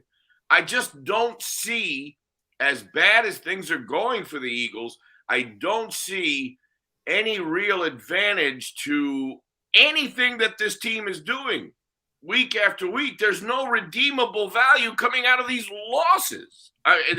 It's the blind leading the blind. It's young coaches making bad decisions, which in turn don't allow guys like Jody, John, Ed Kratz. I could go down the list. It doesn't allow guys like us to be able to evaluate, really evaluate some of this young talent, especially Jalen Hurts. I just don't see any progress. Sometimes in losses, you can see some light at the end of the tunnel, and there's just nothing redeemable coming out of these performances. Ricky, here's what scares me the most about Jalen Hurts. And I was good with him as a starting quarterback to give him the full year to evaluate him, that maybe they could find a second-round diamond in the rough and be good at quarterback so they don't have to go looking elsewhere. His quarterback pass completion rate seems to drop every single week. And Correct. as of right now, he's at 61 and change. 61 and change isn't going to get it done, specifically when the head coach has the offense tailored to throw short, what are supposed to be easy passes. A lot of wide receiver screens, a lot of just plain screens to back. That's supposed to be a high percentage throw. And if he's only at 61%, Ricky, that's not going to be good enough. No, I agree 100%. Let's not fool ourselves, guys. Nick Saban chose Tua Tagovailoa over Jalen Hurts on the collegiate level for a reason, okay? He chose to transfer and go to Oklahoma, to the Big 12, where they don't play any defense. Okay, he shined there in that one season. But if you go back, there's got to be something in the sauce here, where Nick Saban chose Tagovailoa, who's no great shakes on the professional level either. But Saban saw something between those two guys where he chose to go the other way, other than with Jalen Hurts in the highest of high situations on the collegiate level. And now we're watching Jalen Hurts on the pro level. Really is a reflection of what we're seeing of Hurts as a pro is a reflection of what we saw of Hurts in college. Yeah, so you're right, Ricky. You're right, exactly. And it was that receiving group, I'm told from someone in Alabama, that kind of pushed for the move from Hurts to Tua, because they thought Tua could get them the football in the middle of the field. We see some of those same issues with Jalen at the pro level, likes to throw it outside the numbers, not comfortable going into the middle of the field. That's going to kind of limit your offense. Now, the Eagles made a move at the quarterback position. Doesn't seem like a big deal. Joe Flacco wasn't playing. He's back with the Jets, veteran backup, but that elevates Gardner Minshew, a younger guy. And look, I don't think the answer at the quarterback position in Philadelphia is here yet, but I do think Nick Sirianni's offense would be opened up a little bit more with a Gardner Minshew type quarterback. Am I overrating that? Simply don't know. Didn't see enough of them in Jacksonville. I think the Eagles could do more things. I'm not sure how successful they would be, but they'd be more comfortable doing more things. No, not only that, John, and I happen to agree with you, but at least you've got a quarterback in waiting during game day. Joe Flacco was going to bring nothing to the Eagles. He was there in case Hurts got hurt. There was no progress. There was nothing you were going to read or be able to evaluate if Joe Flacco got into a game. It is different with Gardner Minshew.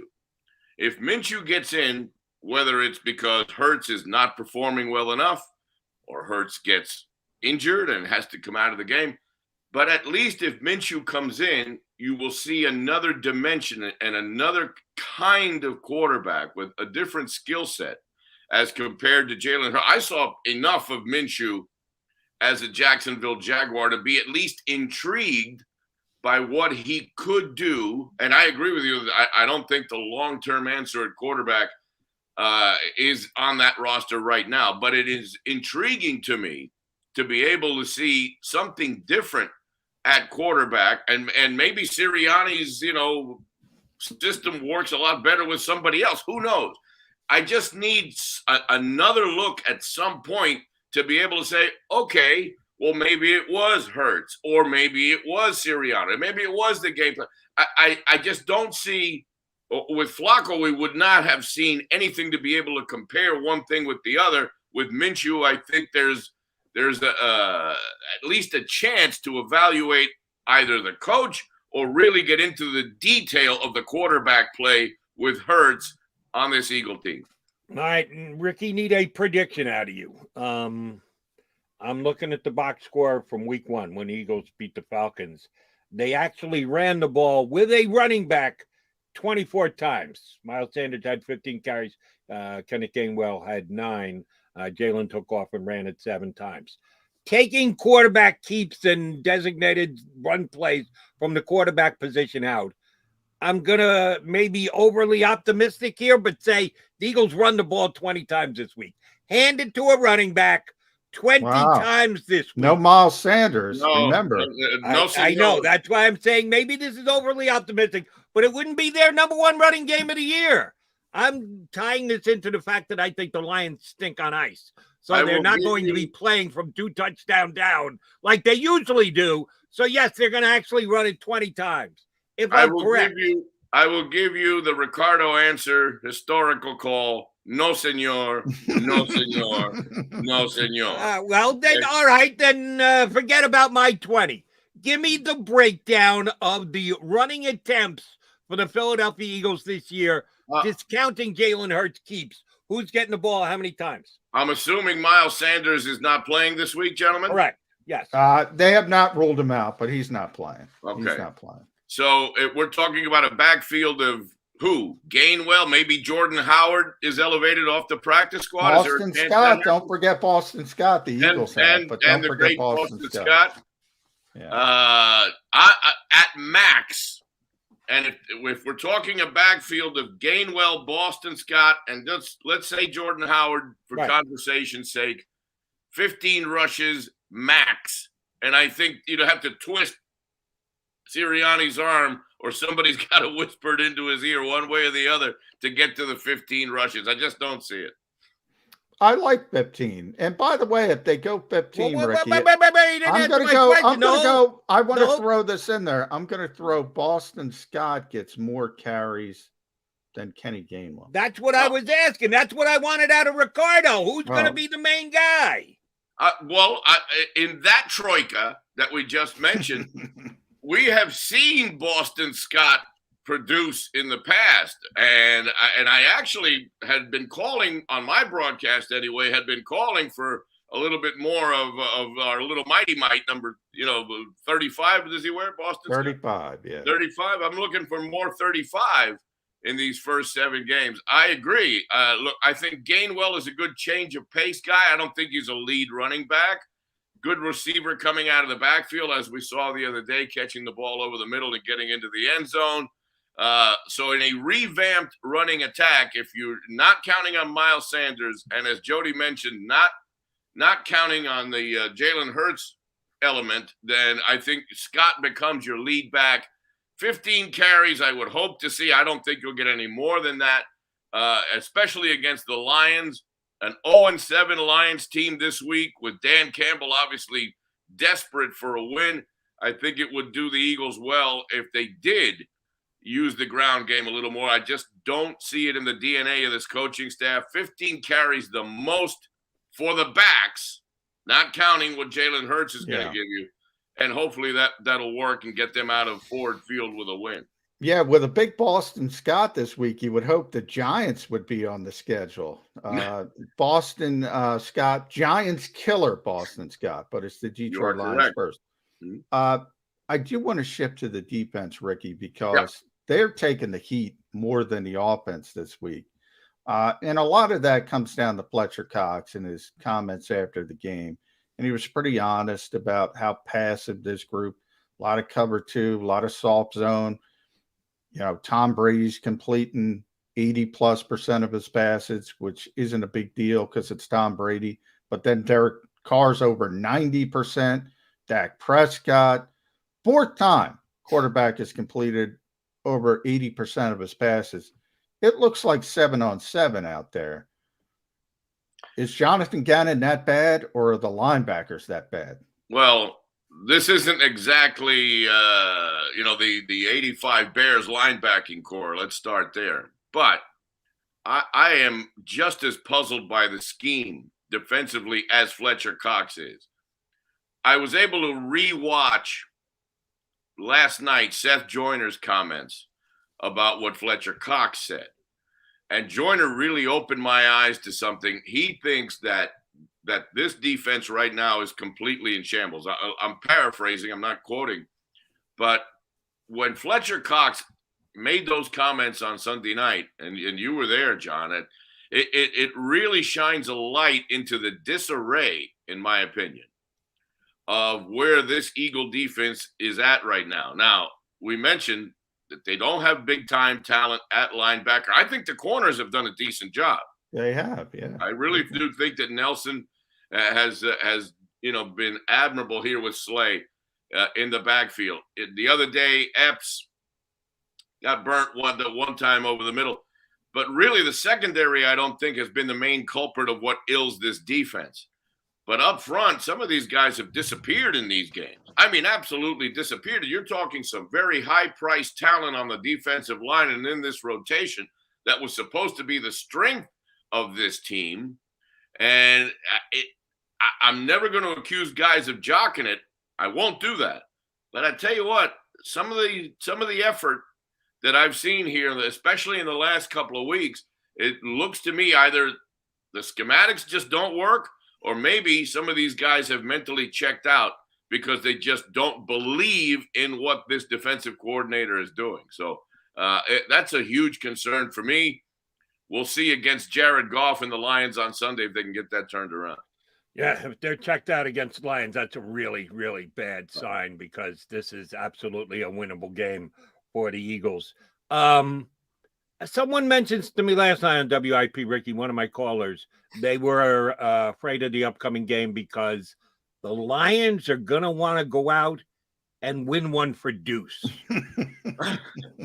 Deuce has been there a couple of months, 7 whole games. There's probably a couple guys on defense he can't even name, he couldn't recognize. But he plays safety for us. He's so entrenched in his job, which is running the backs and the offense and the like. You don't buy that, do you? Win one for the Deuce? No, I don't buy that one bit. If anything, the Lions gave the Rams a run for their money this past week in the battle of the ex-quarterbacks. I don't know if they expanded too much energy and maybe have here I am talking about a letdown about a team that's the Lion letdown. I like it, Ricardo. A little Lions letdown because they saw Stafford last week and Goff was back on the West Coast. Look, I think Campbell is just desperate for a win. If anything, the Lions are probably looking at their schedule and circling the Eagles on the calendar and saying, here's the team that we can beat and get our first win. Okay, so mentally, I'm more worried about the fact that everything that we're talking about here that you guys have break down so eloquently during the week, that Campbell and the Lions staff is saying, here's where, win numero uno is going to come out of when this Eagle team, which is right now in shambles, comes into Ford Field on Sunday afternoon. I don't think it's so much Deuce, Jody, than the mere fact that right now that Lions team is saying, here's where our, no-win streak can come to an end.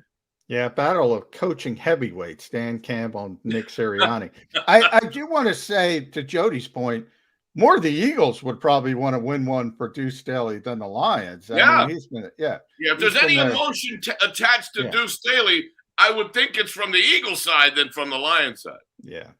I do, when you started this, you said something interesting, and this is not about the Eagles, but you guys don't get to travel anymore. You got the screens. So how is that for you? I saw Kate Scott took over the Sixers. She can't go on the road. How does that change the way you call a game, not having the environment, the excitement of being in the stadium? How much more difficult does that make it for you?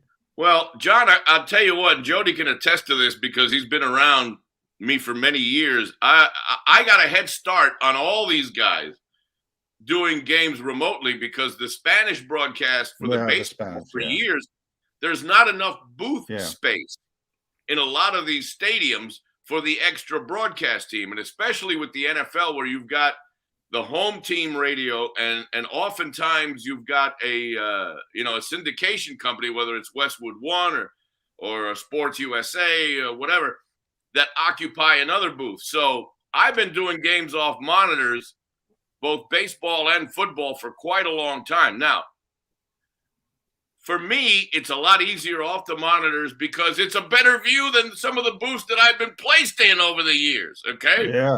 At Lambeau Field, basically in a broom closet in a corner, with all kinds of obstructions. Just to use as one example, the NFL, as has Major League Baseball, provide us plenty of angles. Now, they don't give us the all 22 anymore because supposedly people were, or at least they were suspected of some cheating, some underhand things. Last year, we had one of the screens on the all 22, which was great because I could actually see more off that all 22 screen than I can from the broadcast booth sometimes, or at least it's the equivalent thereof. But for me, it's nothing that surprises me. I've been doing it for years. And it looks to me anyway, I don't want to speak for that crew, but for Merrill and his guys that are next door, that sometimes off of these very high-tech monitors, which, have the ability to really get up close, it's easier for the spotter to see the numbers on the backs, to call the game in more detail and be correct about what you're broadcasting. It's actually easier coming off of these monitors because the NFL does such a good job in providing you with so many different camera angles that we have at our disposal. And, oh, by the way, Ricky, if you're doing it from a pretty empty Lincoln Financial Field when the Eagles are playing on the road, you don't have to fear someone trying to climb into your booth like happened in Baltimore this past weekend. I know you've done it for baseball game and when you're down at the link for Eagles home game. What's the best story you have sharing an experience while the game is ongoing with a fan base?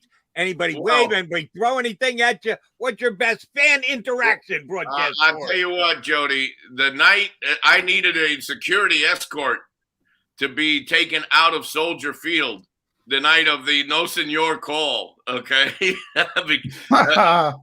Where I was placed that night, I literally had fans. There were Eagle fans that were shaking my hand. I was that close where they placed us. John, it's very similar. Jody, I don't know if you've been to the broadcast area in Washington. Oh, you're way the hell out of it. Right, but you literally have fans that can reach up and shake your hand. You're that close to the fan base. And that's not just Spanish. That's Merrill. That's everybody. It's just the way they made it. But at Soldier Field that night, when I went nuts with the No Senor call, there were things being thrown at me by the Bear fans, and then I was actually being protected by the Eagle fans. So you had people battling right below me, Eagle fans saying, no, that's our guy. You ain't throwing nothing at him. And then security had to walk me out of Soldier Field that night. That was historic, but I've never seen anything like it. That's funny. The emotion of the fan base, it fuels everything. And the Eagle fan, John, as you know, travels very well. Oh, they were all over Vegas, and it's amazing. I feel bad for the fans. You see this product, obviously, costs a nice chunk of change to get out to Vegas these days. So, and then to be rewarded with that type of performance, what can we expect? Last one, Ricky. How do you turn this around? Can you turn it around from a coaching perspective with this personnel? Bottom line, not sure. That's where you are. I think this is what you've got. Look, I would love to see a veteran. Let's say, I'm going to throw a name out at you. But let's say you bring in a guy like a Wade Phillips in as a consultant to try to help out some of the young guys on the defensive side, or maybe some sort of veteran quarterback mentor to tutor Jalen Hurts and now Minshew going forward. The one thing that this coaching staff does not have is a quote-unquote consultant. They don't have to be a coordinator, but a consultant from a veteran point of view to be able to guide some of these young guys, in their, their rookie season here in these positions of power. Whether they do that, I'm not sure whether at this point it's even, you got 10 games left in the season. You're going to sink or swim with what you got.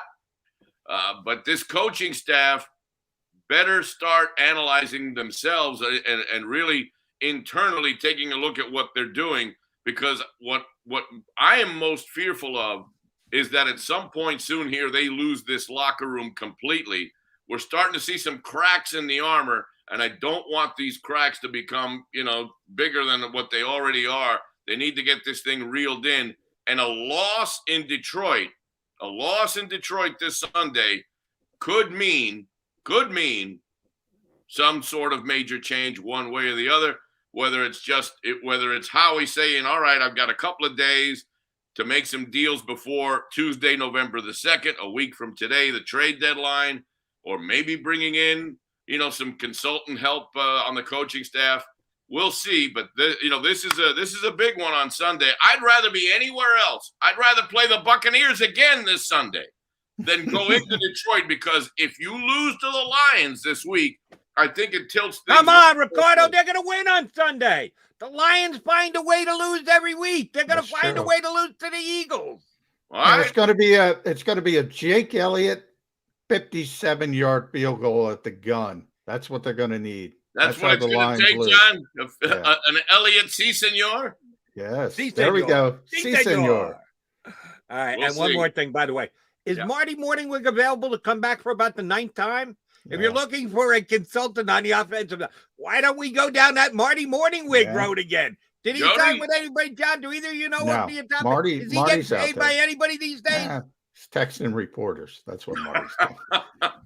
Look, I wouldn't be against that. I mean, you need somebody with a different set of eyes. I was kidding. We don't need to do Marty Morningwood again. All right. We've done that too many times. Been there, done that. You can't continue to do the same thing and accept different results. That's insanity. No. Jim Schwartz is consulting down in Tennessee, and they just shut down Kansas City. He'd be nice to have. All right, so he's busy. We can't have him. Mr. Ricardo, muchas gracias, senor. Thank you very much for coming on. We'll get you back on again later in the season, and I'll talk to you later tonight. Anytime, gentlemen. John, good to see you. Jody, we'll talk again tonight on the radio. But I tell you what, I'm nervous about this week. I really am. Thanks, Ricky. Got to beat the Lions. Come on. I got a makeup. If you need somebody from Detroit, I'm all in. I'm saying it right now. You got it. So be it, gentlemen. We'll see. Ricky, thanks, buddy. That's Ricky Ricardo, voice of the Eagles and Espanol. All right. I felt bad last week because I kind of got out in front of it that I like the Raiders to win the game. I think I said it for the first time on Tuesday. So it's Tuesday now, and as the week went on, I felt stronger about the Raiders beating the Eagles this week. I am just as strong. I am more strong on the Eagles beating the Lions this week. Right now, Tuesday, on the record, W for Philadelphia on Sunday. There's no way the Lions not win one for the deuce. It's not happening. Dan Campbell can fight all the kneecaps that he wants. It's not happening. The Eagles are beating the Lions on Sunday. I hope so, because Ricky is right. If they don't win this game, whoo, does it turn ugly. When you lose to a winless Detroit team, that is not going to go over well. Early in the week, and I revert, I could change this, but reserve the right to change. Early in the week, I'm with you. I think the Eagles are going to find a way to win this game because Detroit finds a way to lose games. Every week. Yeah. They find, and some of them are heart-wrenching, and I feel bad for that fan base, but they always find a way to lose a game. But, man, the Eagles are playing poorly. You got to figure out, okay, how do they win a game? How do they win a game? It's more about not how do they win. It's about how Detroit loses. How the Lions find a way to not lose. I do not believe it's happening. All right, Johnny Mac, Jody Mac coming back. What are we going to do? I think we'll put a bow on the show.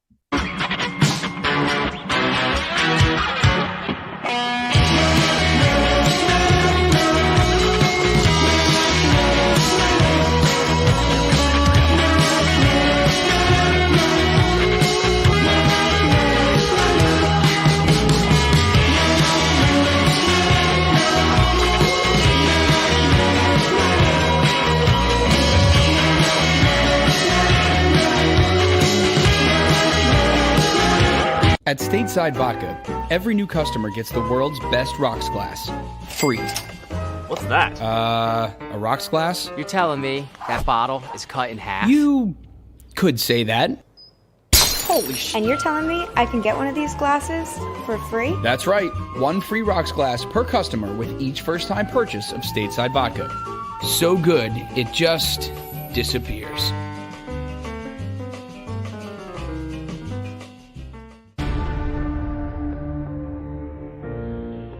When it comes to the fight against insurance companies, large corporations, and the healthcare industry, injured victims are always the underdog. But that doesn't worry us. At Messon Associates, we're an injury law firm from Philadelphia, and we come to fight. Our clients know that they've got representation with a chip on its shoulder, and it's the same chip that makes Philly the toughest city in the country. Call 215-568-3500 or visit us online at messalaw.com. Messon Associates, the toughest injury firm in Philadelphia. In Philadelphia, we celebrated the miracle with pride only 5 years ago. And then the following morning, IBEW Local 98 members went back to work, building this city, rescuing our communities from decay, and inspiring the young men and women of the region to take pride in who we are. Like the Cats, Local 98 members believe in hope. John Doherty, business manager of Local 98, says it this way: the best way not to forget where you come from is to never leave.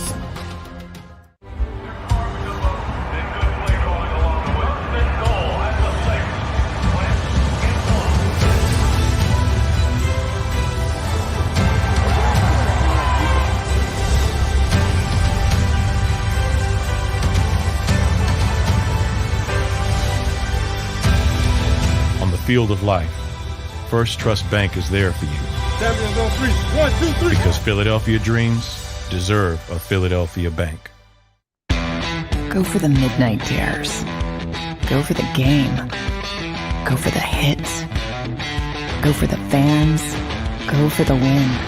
Go to Ocean Casino Resort. Book your trip at theoceanac.com.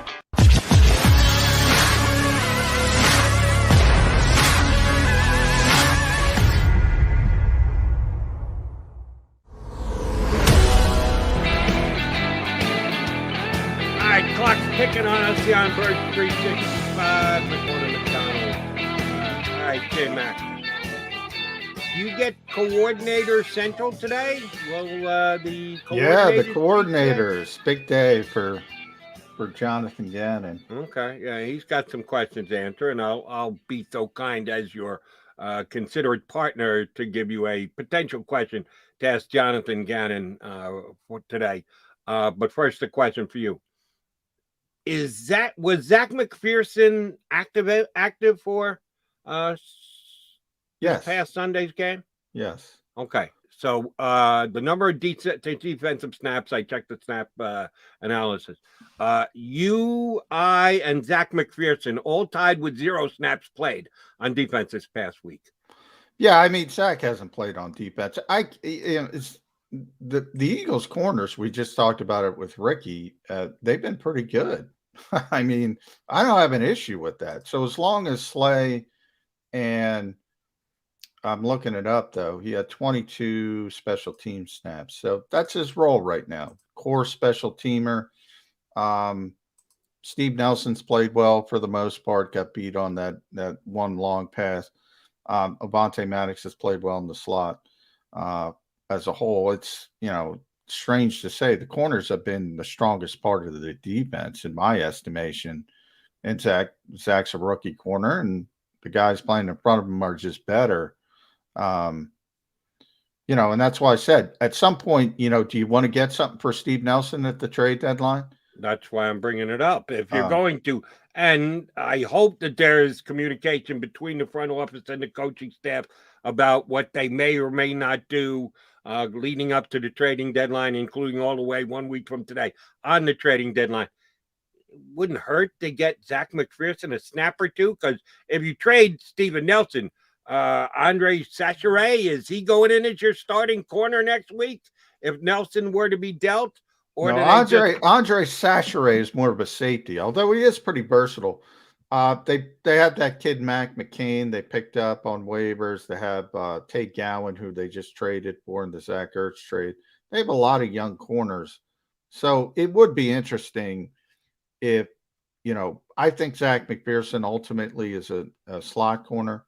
We'll see. I think he's better suited to play inside than outside. Tay Gowan, the kid they got, is more of an outside corner. I don't know anything about Mac McCain to tell you. I haven't even seen him. I couldn't even tell you what he looks like. But they do have a lot of young corners. It'll be interesting to see how they all shake out if they have to play. But right now, I mean, if Steve Nelson's here, he's going to play. And that's one of those things. You got to weigh it. It's like, is it worth it, or do you want to get those startup costs I talked about with young players over with? You might as well get them over with, right? If you stink. And that's kind of what I'm saying about Milton Williams.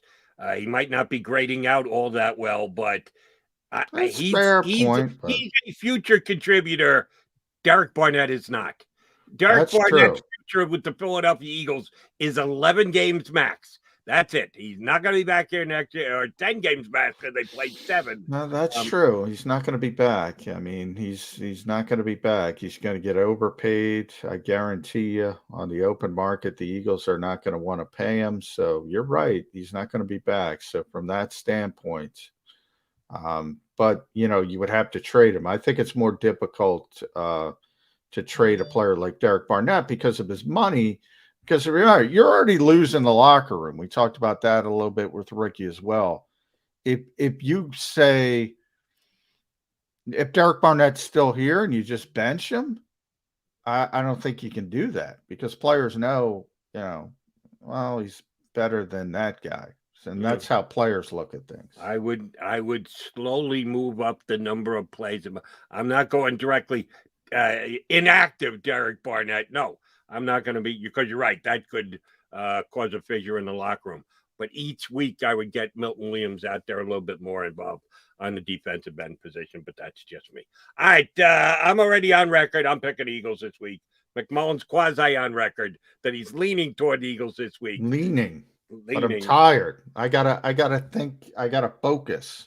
Focus on that question that you're going to ask Jonathan Gannon today. All right, we'll be back here tomorrow, 22 hours from now. Coordinators get a chance to speak. Will that be that much closer to win one for the Deuce? The Eagles squad, the Eagles running back, winning one for the Deuce. For the Eagles this week. Win one for the Deuce. And if you missed any of today's show on the JAKIB Media channel, listen to the podcast on your way home. Available on YouTube, Apple, and Spotify.